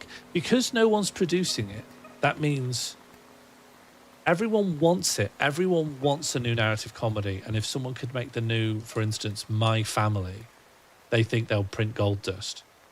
But no one will actually like commission it or take the punt on it. I think the person who killed it, I think when Ben Elton wrote The Right Way, I think he killed it. I think he killed the narrative comedy. That being said, I love The Right Way. They've tried to expunge all reference to it, but The Right Way. Anyone seen The Right Way?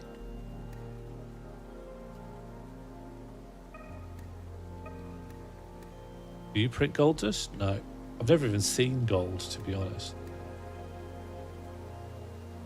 Oh, I guess Mrs. Brown Boys is a narrative comedy. That's fair. I forgot about that. I think weirdly, and like it's not happening, but like The Mighty Boosh was a stage show before they commissioned it. And I'm surprised to find out people with like narrative comedy ambitions aren't trying to like prove their concept somehow in the live arena. It'd be weird a little bit to be like, come and see like a sitcom on stage. But I think that's worth a shot. I think you've got to do it in some way. I think you've got to prove that there's something to what you're suggesting.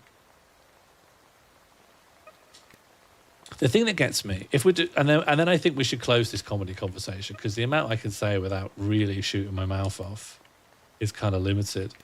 But here's the kind of thing. Here's the last thing I'll say. It's less true of Channel 4, and I'm glad we have a Channel 4. Like, how else would we get like a Don't Hug Me, I'm Scared season? Shout out to Charlie Perkins. But particularly with the BBC, they're a big institution. They change very slowly, and honestly, I feel like they're consistently heading for the grave. But when I think about like all the cool stuff that's happened in comedy recently that's been really, really invigorating, I kind of think of like stuff from like America and Adult Swim and independent production companies where you just need to like get one producer who can make stuff on the hook and you can just send them videotapes. Whereas in the UK, if you want to like make something for the BBC, you need to join the BBC Writers Room. And the BBC Writers Room is all about making like a script and submitting a script. And I've known a few people who were part of the BBC Writers Room program, and I was saying, I'm sort of semi-interested in seeing if I could apply for this in the future, but like, is the BBC Writers Room system capable of making something like Nathan For You, where a lot of what they're doing is like filming and editing, and then filming more and editing more and devising the story out of the footage they get from scenarios they make? It's not a script that is then cast with actors that's filmed on a lot. Does the Writers Room have given its emphasis on script treatments? Is there a way that you could make a show like that out of that system? And they're kind of like, well, no, not really. They're just giving you... No, not really, because they're thinking about it in the studio system of scripting, casting, filming, editing, then it goes out.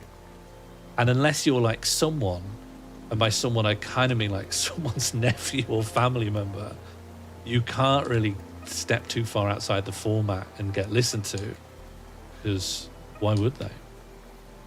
And I found that kind of frustrating.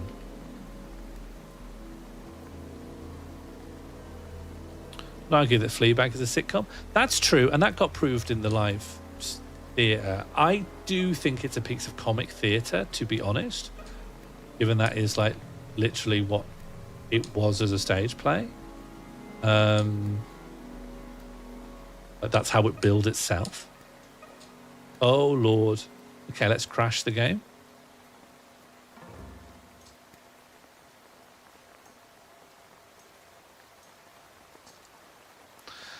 I think it just can't handle falling off here. Boosh had radio too? Yeah, but Boosh was first to stage play.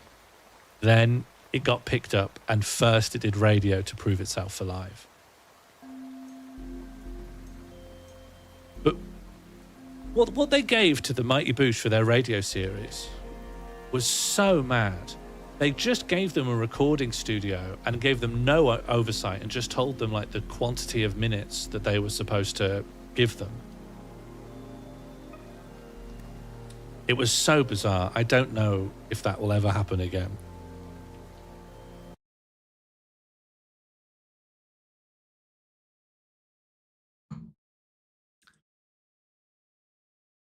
Then again, stuff's being made on Radio 4 all the time. A whole bunch of people I know have gotten stuff on Radio 4, but it really passes me by. I just don't listen to Radio 4. It doesn't occur to me to listen to Radio 4. Maybe I should. But I'm not gonna. There's not a chance.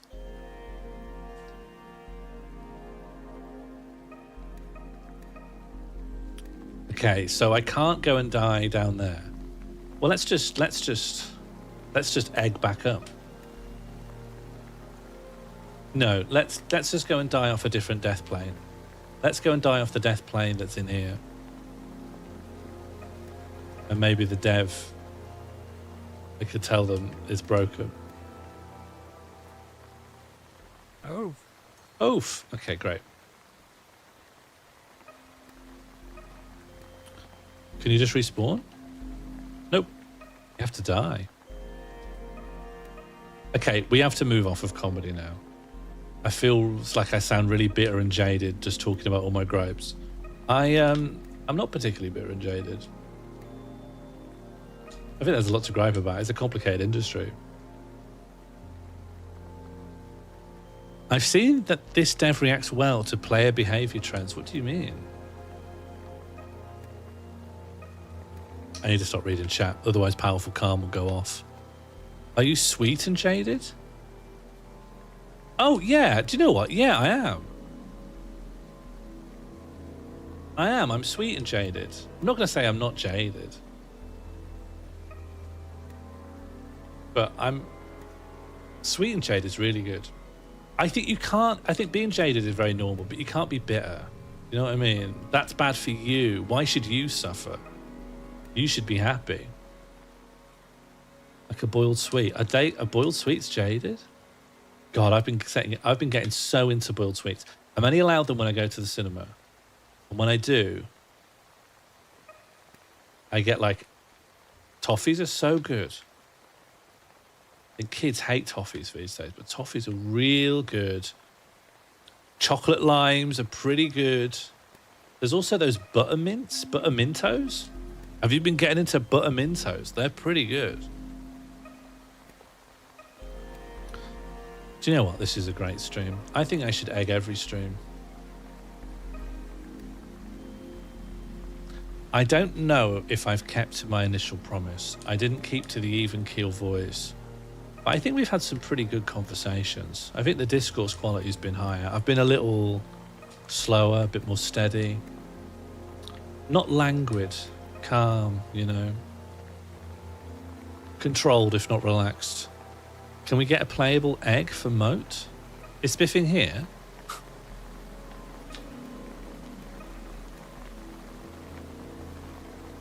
Boiled sweets are Sean's giant Greek cheese pastry. Are you talking about a burek? What are you talking about? What are you saying, Crispin? I remember you saying that boiled sweets were going to hit the zeitgeist. Yeah, they are. I eat them all the time. And I'm using my abilities as an influencer to push them. Moat, but you control an egg? That's not a bad idea. Do you know what? Yeah, I hadn't considered this, but maybe moving should be harder in Moat. If nothing else, that could be integrated into the power-up system. I do feel bizarre, because I originally intended to like really put a shift on and help Spiffing with the modding. But they just went so fast that I kind of just didn't get involved because the code base kept changing so quickly. And I didn't have time, really. I kept being like, when I've got time, I need to clear out. If you're going to start coding on a code base that isn't your own, you do need like a good 2 or 3 hour run up to be like, what is even going on here? I think that's normal. Maybe it's just normal for me.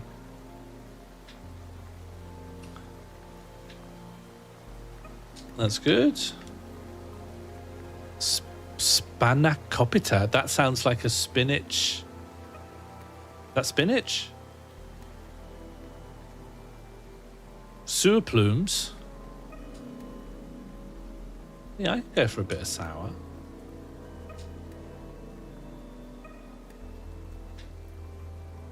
Jam's been putting some like snack pots together for us because she watched a little.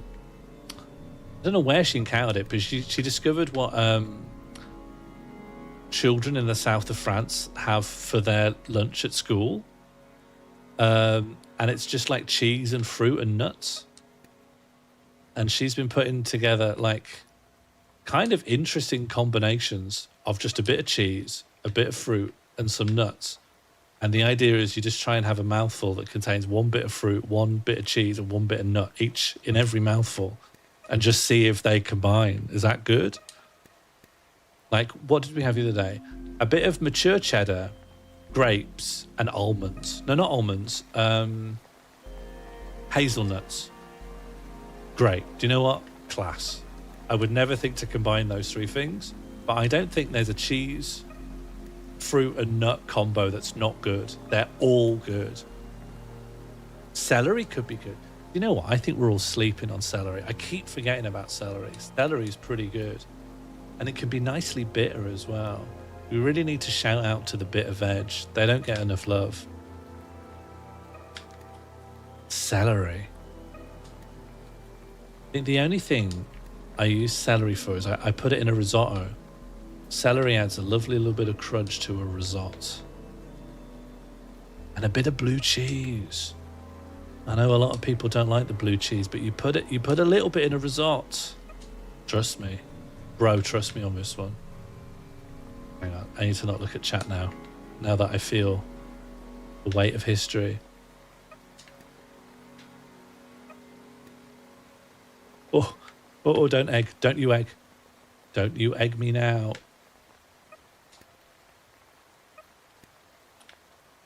Oh. Has anyone here watched Chungking Express? I'm about 65% through it. Yes. Look at that. Do you need to do a mirepoix? What's mirepoix? Do I never do a mirepoix? I don't know the word. That's an indication.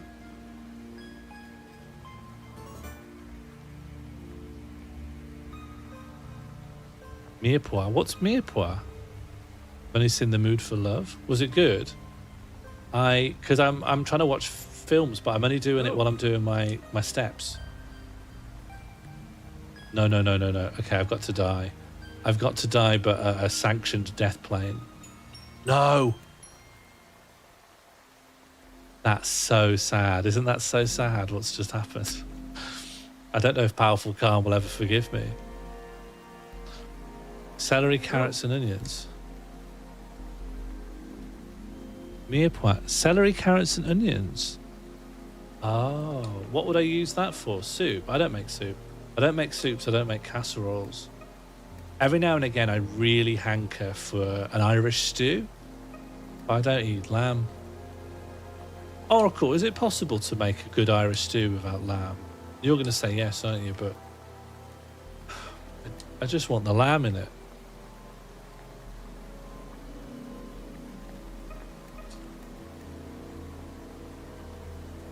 Mirepoix and all sorts of dishes. Not for me, then. Never even heard of it. Yeah, what do you do? Just do a mushroom potato? Oh, mushroom could be good. Just put more dumplings in, I guess. I bet you could put celery. I bet you could put mirepoix in an Irish stew. What do you think, Oracle? Am I allowed?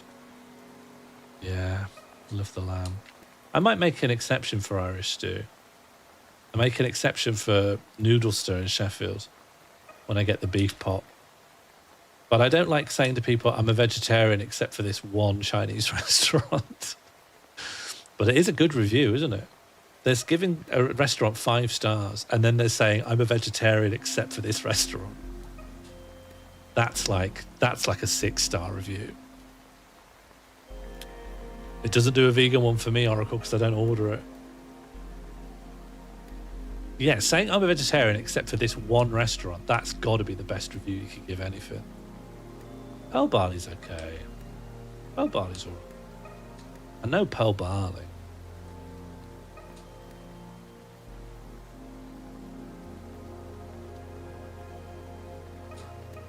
Okay, overwriting that save point was a bit embarrassing, but I think I can sort it. That's good, Lambda. Lambda, many moons ago, I used to have a point system I could give out to people, and if I still had it, I'd give you a point. Ultimately, people didn't like the points. Wasn't a good idea.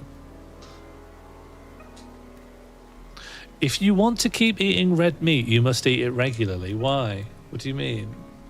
That doesn't sound like health advice. If you want to keep drinking Foster's, you need to have a can a day.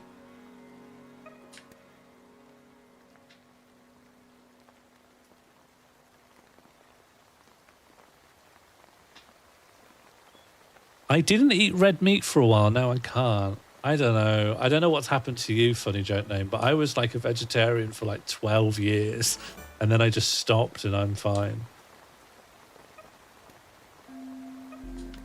Oh, and then I've started again as well. That's part of the story. I was a vegetarian for a really long time and then I was a vegan for like going on 3-4 years. And I've resumed, and after that time I resumed all activity and I've had no ill effects. So I don't know what's happened to you, but I don't think it's happened to me. People can eat anything, really. That's so true. So the scary thing here is, well, where do I go? Let's be more adventurous here. Where do I go?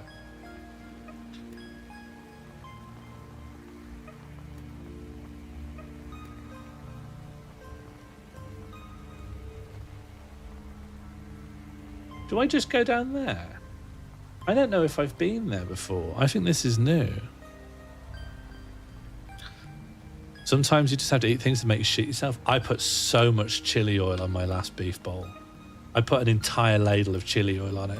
It was enough that Jam, who saw it, went, oh my God. It was an insane idea. But I think I'm going to become a chili oil guy. In fact, you'll know about this kind of stuff. I bet all of you have got chili oil opinions. What's the best chili oil I can buy? I want to get gourmet chili oil. I made a mistake with chili oil. I never stop making mistakes with chili oil. Have I been down here? I don't recognize all these graves. Oh. I think I need to safely go down to the graves. I get my chili oil from a local guy. I knew it. I knew you'd all be chili oil freaks.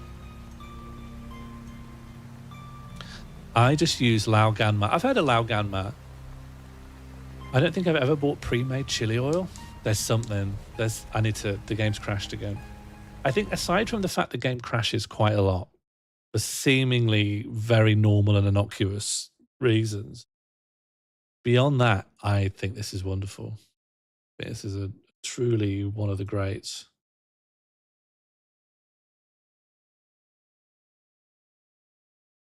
I wonder how long this game is like a how long to beat kind of thing. Umami Papi? All right, I should look out for Lao Ganma, huh? Maybe that's what we've got. Every chili oil I've tried was too sweet or bad. That's so sad, Robot Cooper.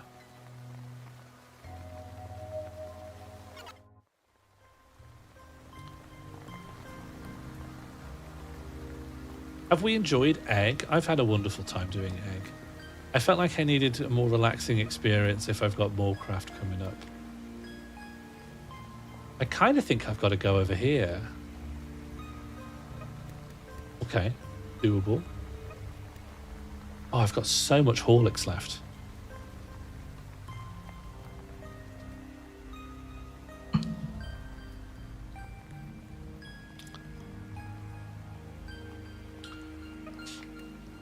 Who here is actually going to be playing in the server on Moorcraft? I suspect Captain will be.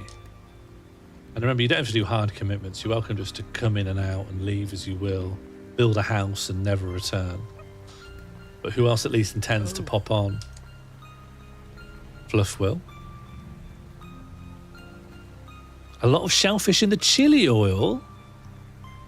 I hate to say this, and it's never language that I'd ever recommend anyone else use, but I think I'm actually a pescatarian.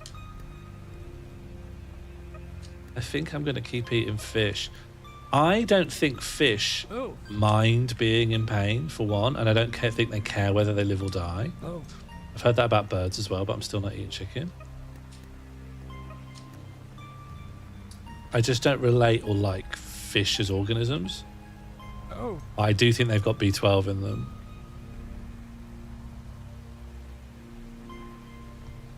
Well, you're all welcome in. Oh, no, no, no, no, no. I'd rather be dead. I'd rather... Why doesn't it kill me when I fall down here, though?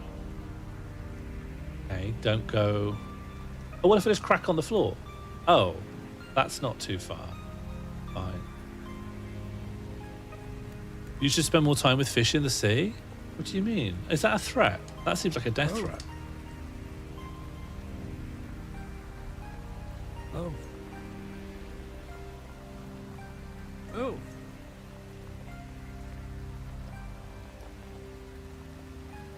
I do think the environmental issues regarding beef are less of a concern with fish. Yeah. Oh.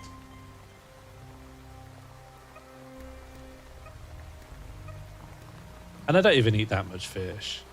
I just will occasionally have some fish. Fish doesn't crop up enough in my diet to be like a major player. And I'd rather eat like sustainably sourced fish, but I'm just not worried about like... I'm just not confident it's immoral to kill a fish. It's definitely not immoral to kill a prawn, you know? It's fine to kill a prawn. They don't mind. They'd probably sanction it. Do prawns count? Yeah, you could kill a prawn. Herring is sustainable, so is mussels. Do you know what I mean? Even Oracle, who's very strict and always keeps kosher, he's given me one big thumb up. So like, I can't go wrong here. I've been given the mandate of heaven. Can I roll? No. I don't want to eat insects, actually. Oh. I don't know why. Apologies to all, like... Is it the Thai, the Vietnamese? Southeast Asia, I think, generally, are the big insect consumers. I believe there's a context where I could bring myself to do it. I usually will give things a little go. But when it's not in front of me and no one's really talked me round to the idea, it just... I think that kind of crunch... I still feel that way about crab now, that kind of horrible crunch that you get on certain stuff. The chitin. I think the chitin puts me off.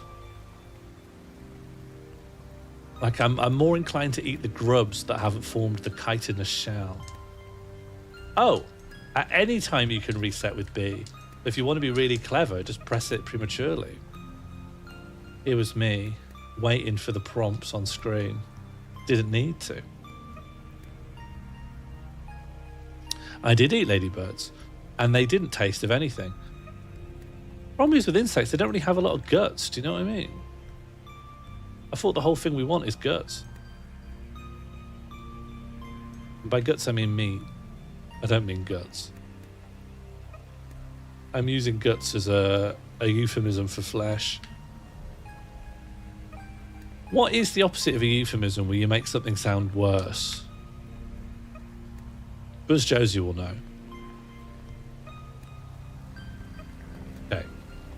Okay. I need to be sideways for this.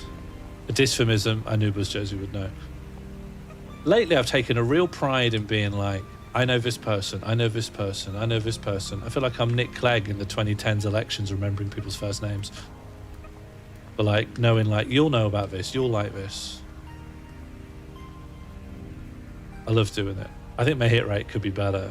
But every now and again, I get a real zinger. Oh. Honestly, it feels great. What, for you, to be told you'll know this and then you do, that's really good. Because I just feel like I'm flexing for my own ego. But the fact it hits on your end as well, oh, that rules. That really rules. The other day, I told Darley Sam that they seemed like they grew up in the countryside, and they were like, I did. I think that's how it went. Oh, Lord. Me and Darley are best mates now, and captain as well, because we're playing marathon all the time. And it has occurred to me I could do a marathon stream, but I'm too scared.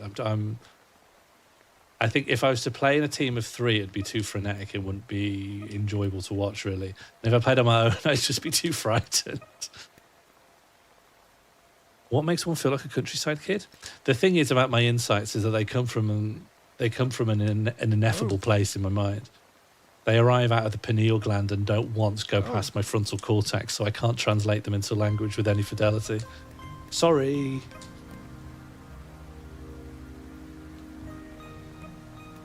That's what most Twitch streaming is. Yeah, and I hate it. I tune into the average stream all the time because I'm like, well, I'm Twitch streamer, so I should be able to parse out what's going on. And I feel a great loathing. I feel unheimlich. That's the word. Twitch streams, by and large, make me feel unheimlich. And I'm embarrassed to be one. You give off city kid energy? That's potentially true. Burns would give off city kid energy. Given the amount of selfies you've shown me of you in the peaks, I've come to associate you with massive rocks surrounded by heather.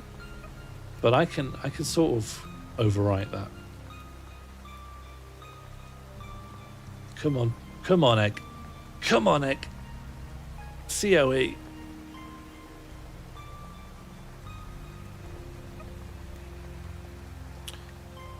Yeah, you're a suburbs guy, Martine. You're like, you're part of the city environment. You don't have big urban energy, you know?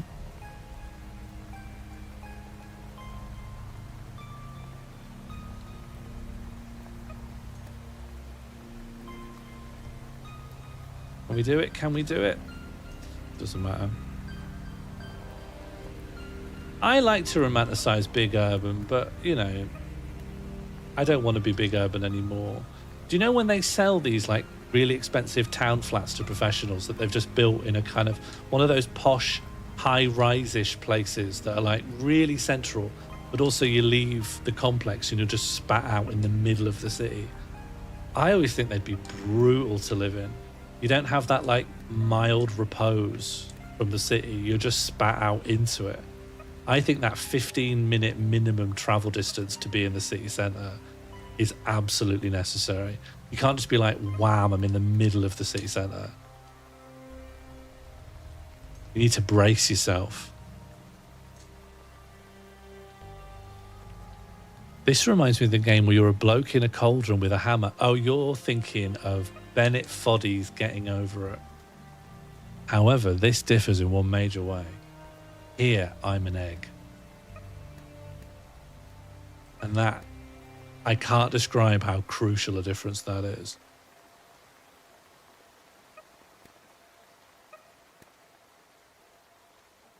And I tell you what, as much as I don't dislike Bennett Foddy's Getting Over It, there's no explicit message in the game about how you should interpret the function and purpose of it. Whereas Bennett Foddy's Getting Over It had like a very explicit, like, I'm telling you that this game is a meditation on something. This one, it's called Egg and you are an egg. Job done. No one's struggling to pass this game. You could say it's Creative Poach the other one. I don't know. Frustration games have already been quite like a big genre for a while. I would say this is attempting to be like a robust one with a clear aesthetic drive. A lot of the ones where you just keep climbing up endlessly felt very asset flippy, and they've just clearly like grabbed loads of things from the Unity expanded library. This one, nice handmade energy. It feels artisanal. This is an artisanal frustration game.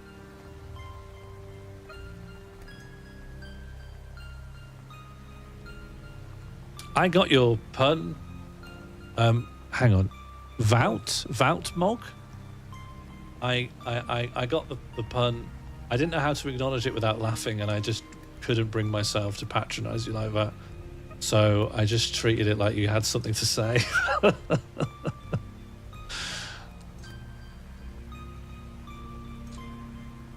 I didn't want... This is our first interaction, and I felt an insincere laugh could really tank it. I wanted to treat you like a, my peer. I didn't want to mislead you.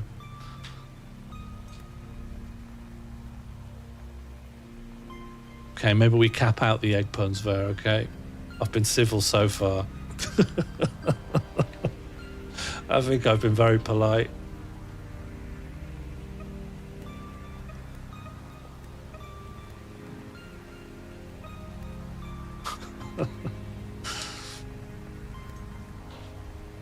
Hi, Sav. Yeah, the egg's still going. I think I've got a good career as an egg. I wouldn't mind knowing how long this... Could someone look this up on how long to beat and just give me like an estimate of what people have put there? To be honest, actually, surely that's my estimate there. That's how far along I am. I think I've got a good bit of egg left. Some people say the egg is a soul. Yeah, can I get names? Who said this? Can I get names and addresses, please? I'd love to have a word with these people. Come on, egg. Come on, egg. Come on, egg. Come on, egg. Egg. Come on, egg. 30 hours. Robot, please. What's the real answer? Robot, please. What's the truth? It does look like a quail egg. Oh no.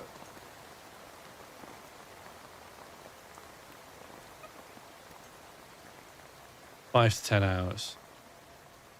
So that's like... Because I'm probably more skilled than the average gamer, you see. Despite what Vin says.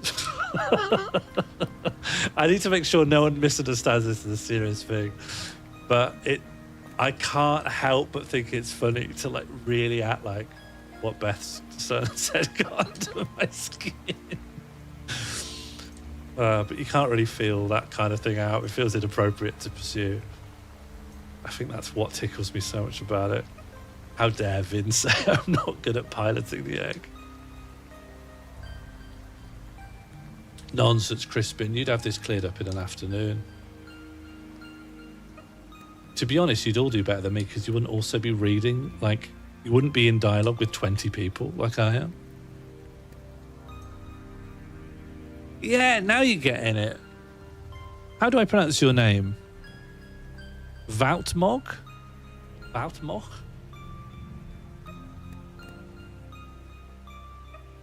Well, at the very, very beginning, you start in a nest and a bit of wind blows you out of it. I don't know if I can see that now. But I think we're trying to get back to our family. Volt! Your font's coming up as quite dark on my screen, and I misread the L as an I, and then started thinking, could be Dutch. Don't know what it would be Dutch for, but it's got the feeling of a Dutch word.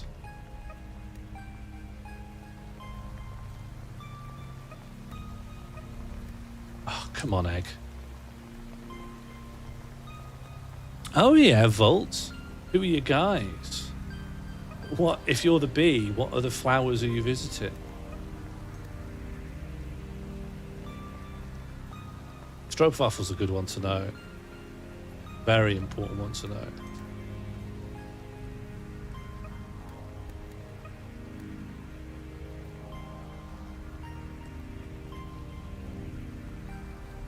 If you don't do it in under 10 minutes you get too cold and never hatch. Is that true?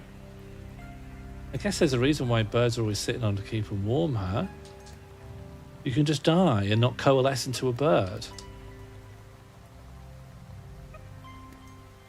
I think it's mad that mammals don't lay eggs. Imagine all the time you could save if you just laid the egg into an incubator. And also I hear that giving birth, like, sucks. Like, we really think we've reached some kind of pinnacle of technology, but why can't we just genetically engineer us to lay eggs? Like, wouldn't that be a million times better? I honestly don't get it, you know? Am I missing something here?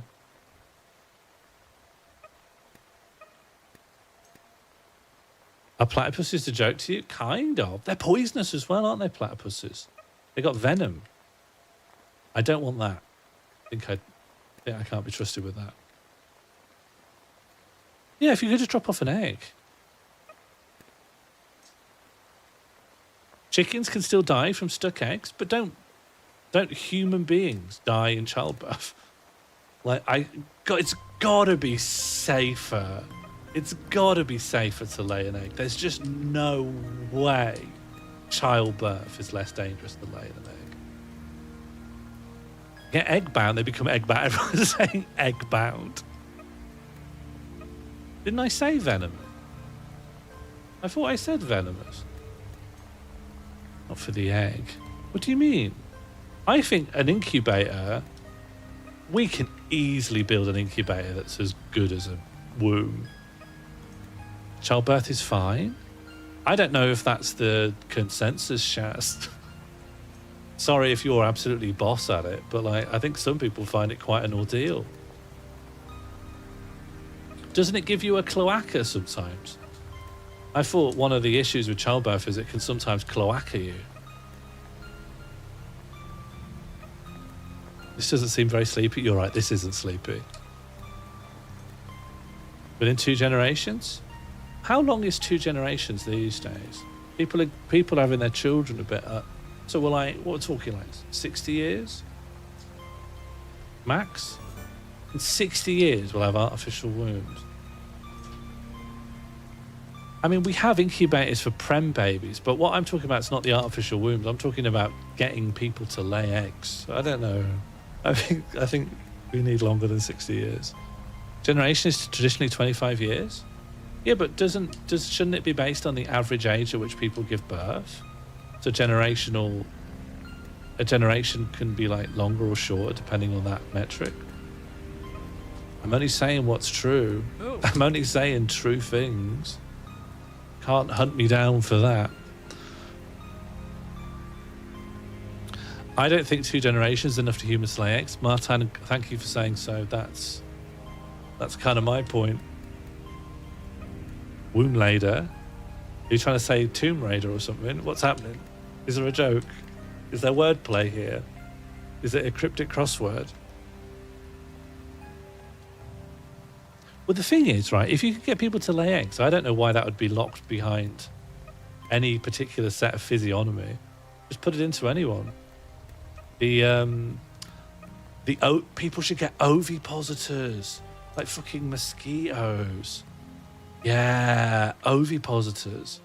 That's what we need. That should be one of the demands. Get Tony Blair to sort us out with ovipositors. Also, would it be a bad idea to let people asexually reproduce?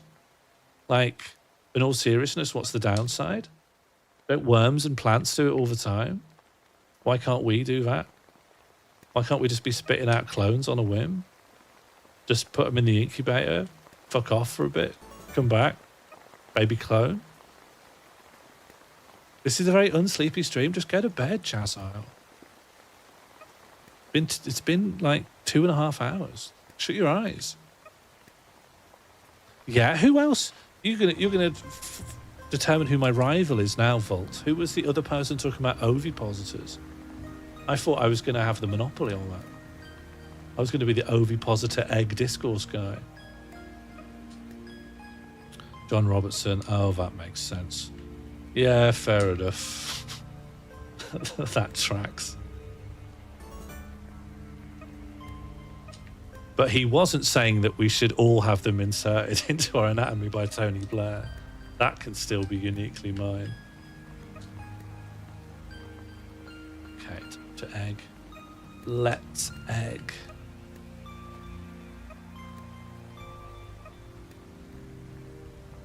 You have to watch an episode of Star Trek in order to listen to a podcast. Jazzar, tell me all about this. What on earth are you doing? Gregor has fallen asleep. That's amazing. Has he still got his glasses on? Has he fallen asleep upright on the couch? Has his toffee spilt all over his lap?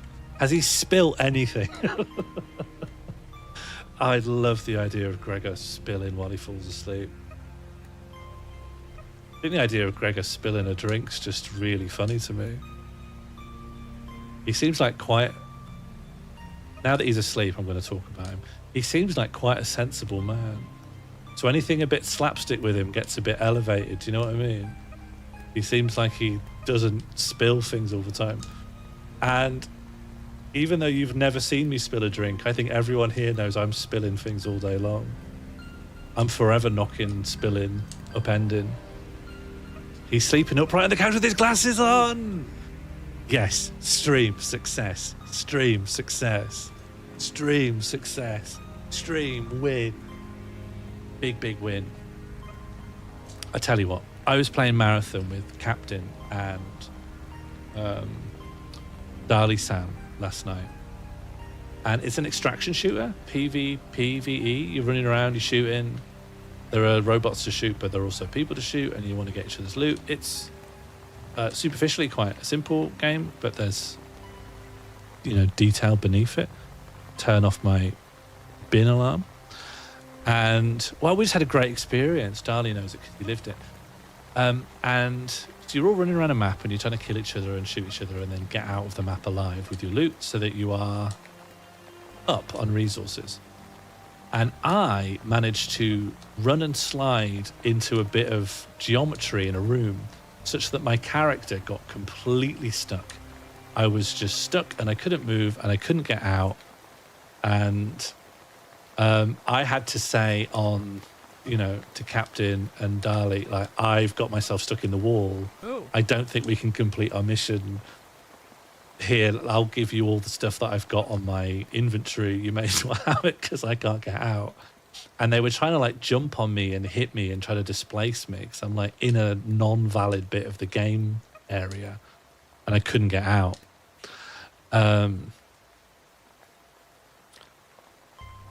And there's a class you can play in the game which is called a Rook, which are single player scavenger robots that come in about halfway through the map's runtime. And we heard some running and we just started saying, can you come in here? Can someone please come in here? We won't shoot you, we won't hurt you, we won't kill you. Please just come in. And so this Rook just kind of gingerly just pops his head in and he's like, yeah? And we all sheathe our guns. And Captain and Dali are saying, look, our friend's stuck in the wall. Can you stab them to death? With the hope that if I'm revived, then maybe if my character's lying flat, I won't be stuck in the same way. And they're like, yeah, is that all right? And they take their knife out and they come in and they're very worried that they're going to get betrayed. And then they turn a corner and they can see me in the wall stuck. Saying, yeah, it's true. Sorry, I'm stuck. Can you just stab me to death, please? And then he does. He's happy to oblige, and it works. I can be revived off the floor, and I'm loose. And we just give this guy all of our valuables. He'd be like, "Thank you so much. It was so brave to come in. It would have been nothing for us to betray you and kill you, but you very dutifully stabbed a stranger in the head. Here you go. Here's every valuable we have," and we sent them off. And it was just so happy. It was just such a happy experience.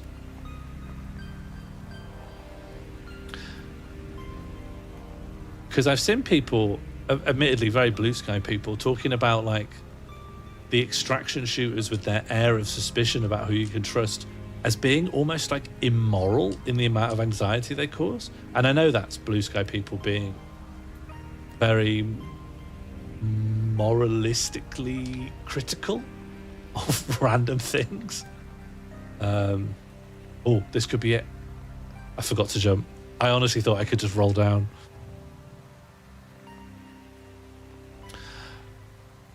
I just don't know if it narrativizes in as interesting a way.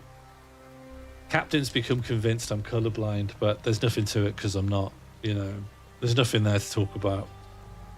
There's just an item where I can't distinguish between red and yellow, but I've done tests in my own other areas of my private life and I'm not colorblind. I don't think I am colorblind. I should do a colorblind test on stream, but I think it'll be so boring because they could be so intensive and it'll just be obvious I'm not colorblind. Oh, I don't think it's worth testing it on stream, to be honest with you. To tell you the truth, just think there's nothing in it, no content in it.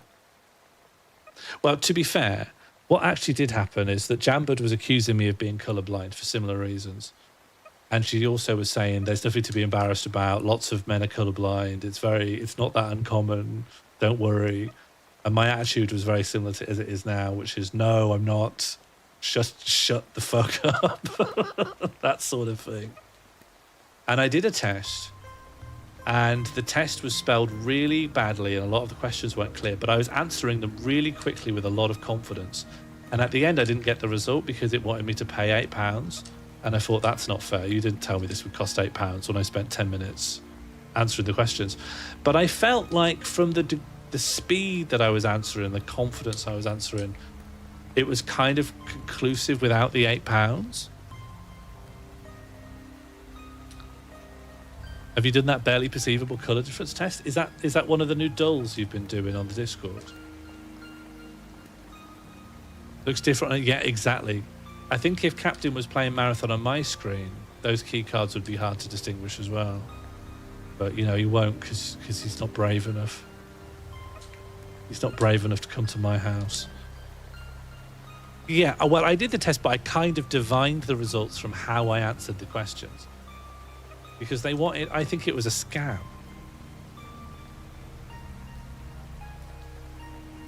Do you know, Shaz, if there's a yellow-green difference thing? I don't think there's I don't think yellow-green is a type of colour blindness. I don't think that is anything. I think that's an urban myth. No, nothing's colourblind. Nothing's colourblind. I was probably looking at the wrong part of the screen. That's okay, Shaz. So, Shaz, you reckon childbirth's just easy, huh?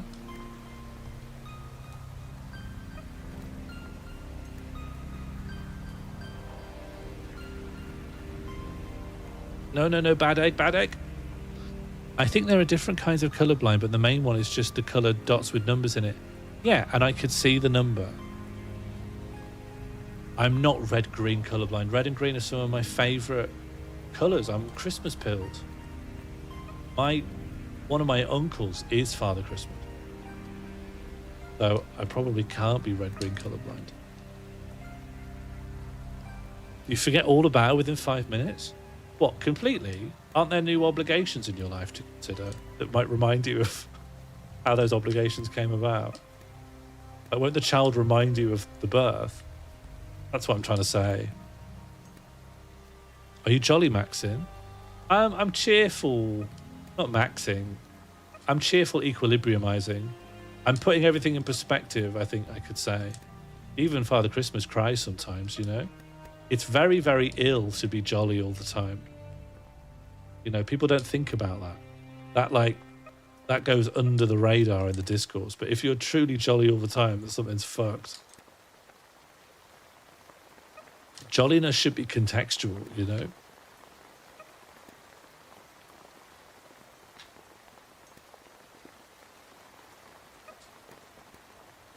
Ollymogging. I mean, I don't know what you're talking about, but it sounds bad. This thing, Keith Kirkle. What do you mean?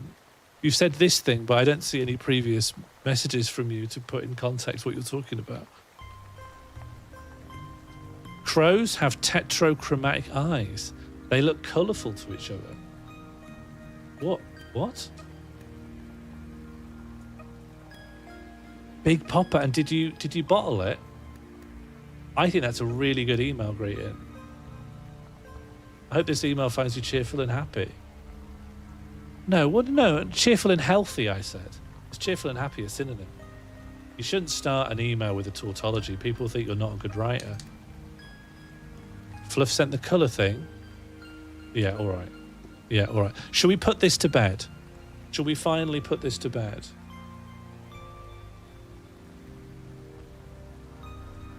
You bottled it. It's okay. Look, there are other emails. It's going to come up again. All right, challenge accepted. Let's effing go.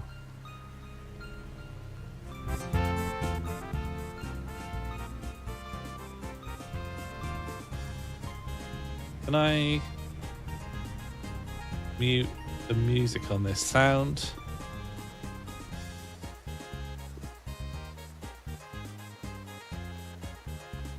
Okay, and then browser. Okay, look, can we set some ground rules? If I ace this, if I beat Captain, which I won't because Captain's like much younger than me and probably has healthy eyes, and I've got a very strong prescription and I'm dying. But if I hold my own here, do we think we can drop the suggestion that I have colour blindness?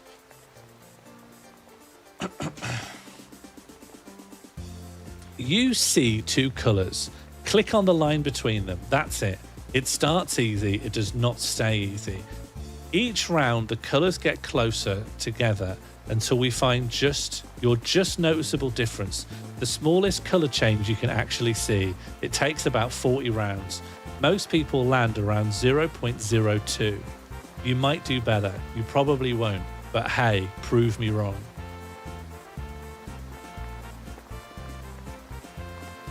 If I can beat Fluff then.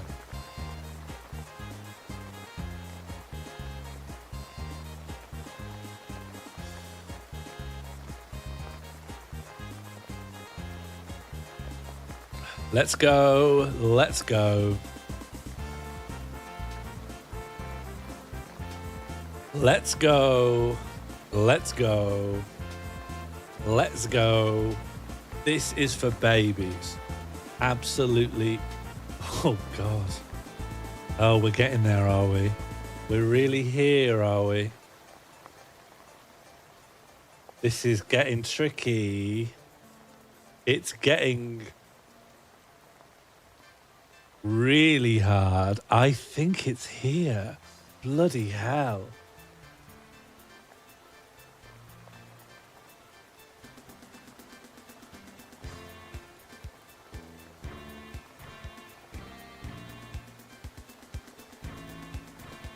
Hang on, I need to clean my glasses. I'm nowhere near 0.02. Hang on.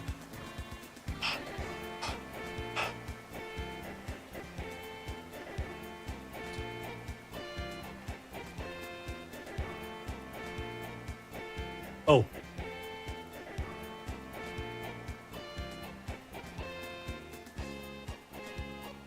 I'm not Unk.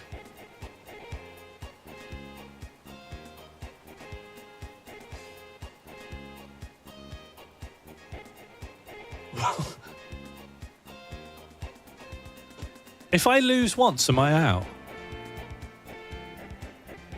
If I lose once, am I out? Oh. Oh. Oh. No. Yeah, but you get a different colour readout, Mono. Check your flipping privilege.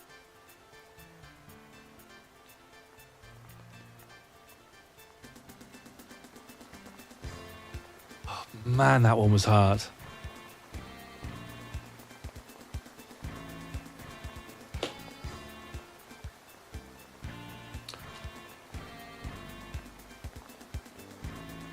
You have contrast turned up on yours. I've got this coming out high vibrancy. I'm here slumming it in reality, okay?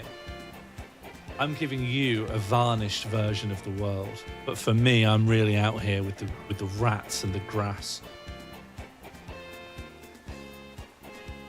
Looking to see if I can catch the display from a weird... I think there's a chance it's here. Oh, yes.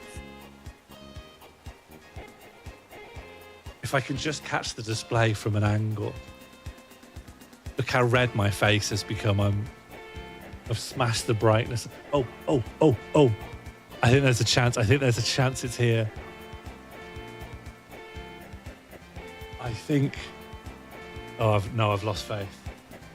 I think there could be something there. No, I think it's here. Oh, that was hard. I think it's here. Oh.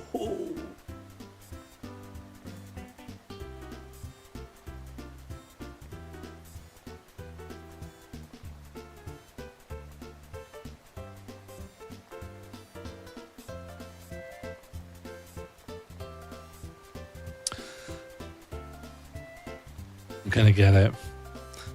gonna get it. No one's going to accuse me of being colourblind after this. Except they are, aren't they? They're going to say, this wasn't a test for colourblindness. This is only tangentially relevant to the concept of colourblindness. There are other tests for colourblindness and you could do them very easily. Why did you do this instead? I know I'm going to get all of that. But if I can't do this, I'm not going to be able to do a colourblindness test, am I? I think there's a chance it's here. Can anyone else see this, by the way? Can anyone else see what's going on? Like, has anyone else been like, got it? I just want to check, am I the only one struggling here? Captain sees it. Yeah, but you're like... You're young. You've got probably 1,000 more cones in your eyes. I'm struggling with the cold ones. I wear glasses, doesn't matter. You've got cones coming out of the yin yang. You'll probably see infrared. You probably have to shut your eyes when the microwave turns on because you can see the microwaves coming out of it.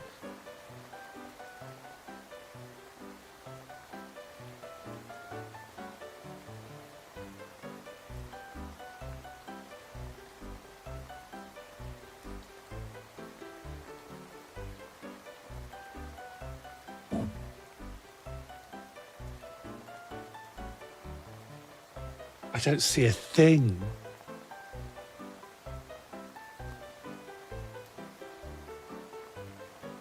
What if I go under? What if I look up?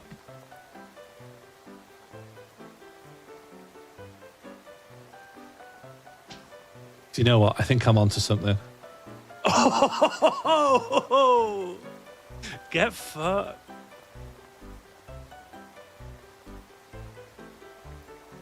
I see it. I see it. I see it.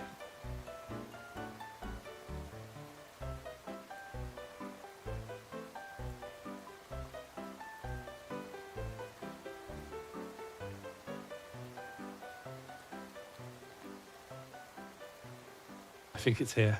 Oh, fuck me. It's here. I can't do these ones. I can't do these ones. These ones really trump me. I think I've learnt now. I've learnt a trick. You've got to get far away.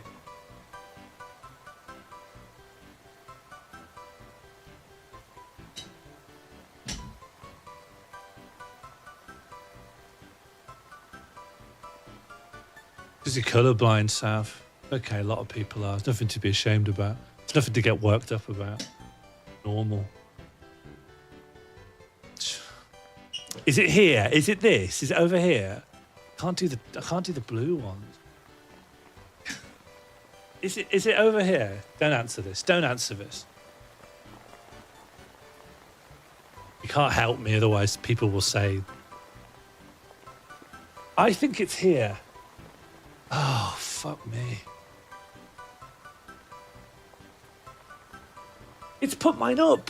You can't see it, but it's just doubled my flipping score. I'm going to get a bad score now. That last one ruined me. I'm going back.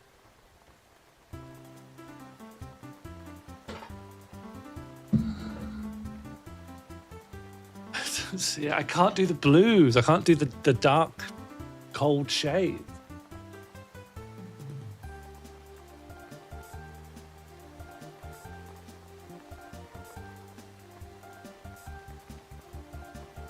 Oh, oh, oh.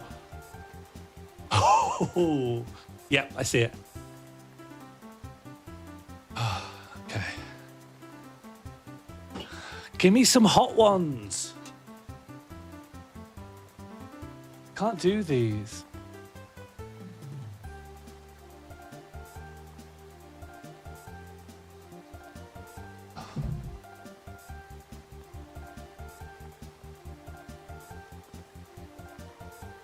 I'm near the average. Nothing interesting here.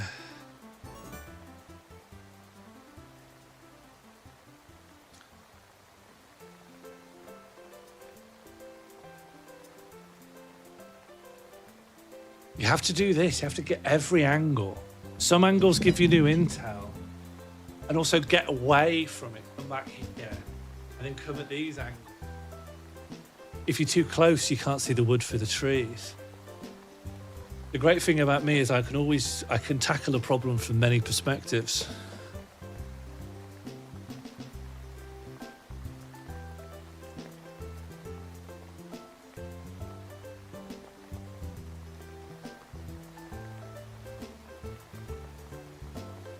I can't see a thing. I can't see a thing. Can anyone see anything here?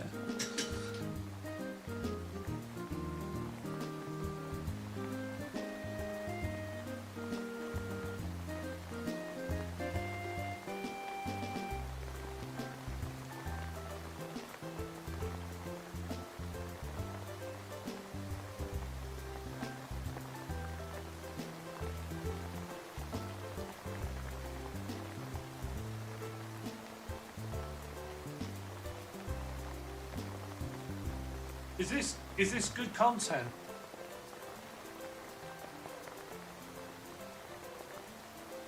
Is this going well?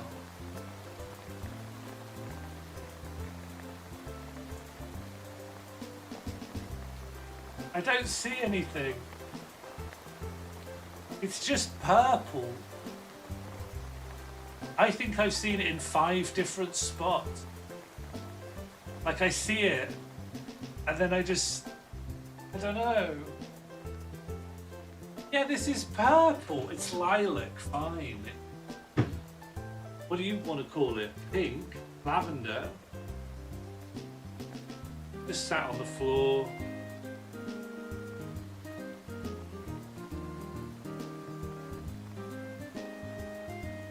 I'm just looking at the purple.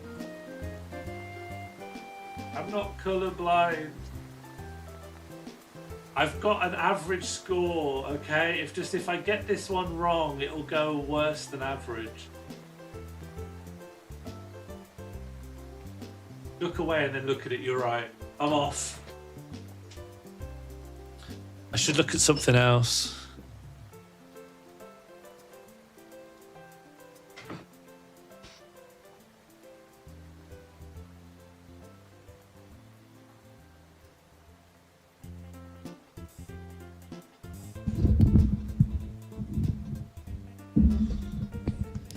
What are you all doing at the weekend then?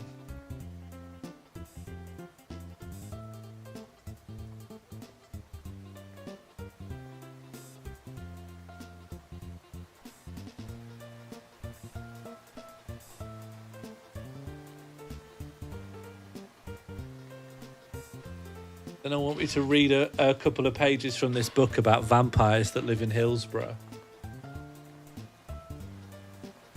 Give me a page number between 1 and 350. Yeah, there's an author who wrote a book about vampires who live in my postcode. So I bought it from a cat cafe down the road. 350? Nah, we'll do 108. Because I rounded up to 350. That page number doesn't actually exist. On the chair sat next to her and rubbed her hands together before sitting down. She was wearing a creamy coloured top that was halfway between a blouse and a shirt, with prominent silver buttons. On her ears, large silver earrings that looked like the shape of some small animal. For the first time, their eyes met as they clinked glasses. He saw intrigue, curiosity in her brown eyes. He suspected that she saw something similar in his. So, anyway, Sandra opened the conversation breezily. I have been in my flat a couple of years now. Happy? Interrupted Perkin. Sandra placed her hands on the table, but with her palms pointed upwards and outwards as if bracing herself against some invisible force that was pushing towards her. She looked awkward, and as she steadfastly maintained that pose during the conversation that followed, Perkin found that this was increasingly odd. Well, in some ways, happy with the area, yes, but I made a wrong decision in getting a ground floor flat. At the time you think, oh, that'll be really convenient. But I didn't really clock the fact that it was so close to the river that I constantly worry about the flood risk. Oh, I see. So I'm thinking that I might swap it for one 3 or 4 floors up, but they don't come up that often.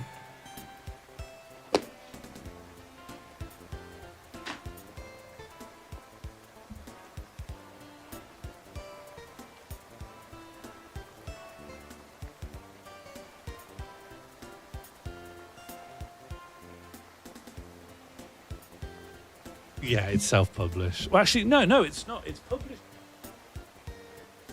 Quirky Kingdoms Books, UK.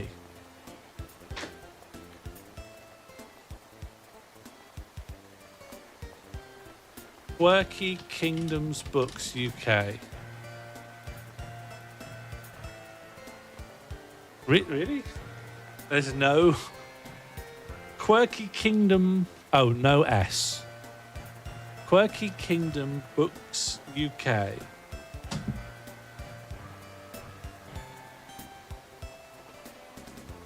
Well, there's no paper trail for the publishers, so let's call it self-published, huh?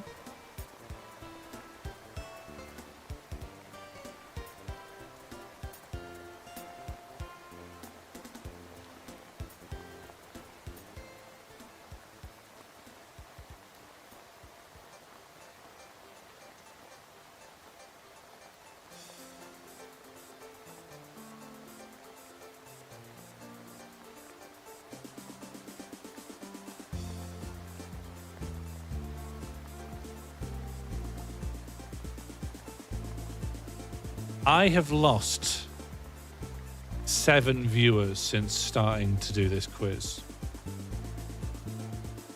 I should have kept it to sleepy time. I knew people would...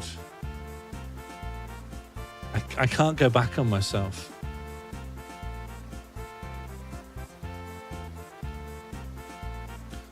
But I wouldn't be able to tell Vince Caramel because apparently I can't distinguish colours. I think... I was close. Oh!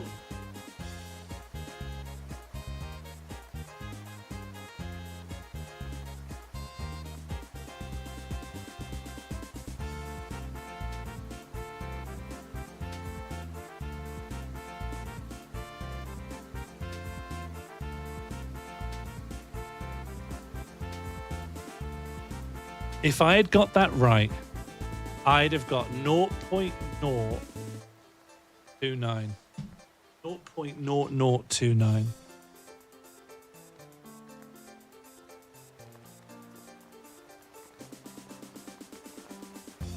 But it says that I did okay. This sounds like I did all right.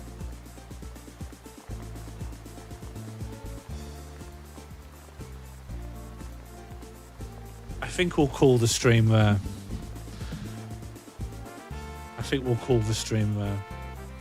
Thanks everyone for watching. I've really enjoyed the egg game.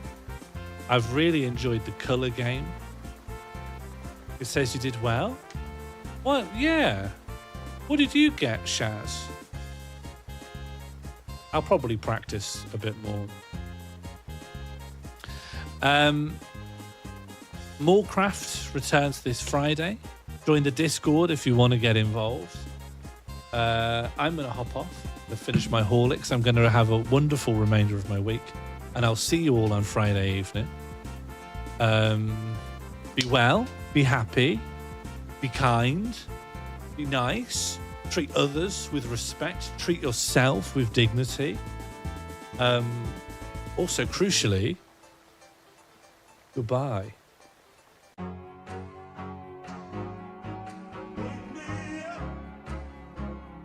There is a dog on it. It is its dog. It is. That dog is its. So it would be it, its. No, it's not it. Oh yeah, it's. I think it's it's, isn't it? It is tall. There is a dog on it. It is its dog. The dog is its. So the stretchy guy, Lance Armstrong, whatever his name is, Stretch Armstrong, the cyclist who used to dope himself. He used to get an IV instead of a cup of soup and went to the moon and became stretchy. No, Lance Armstrong, Red. I just don't know. I owned pets. No one wants to help anymore. Sonic Adventure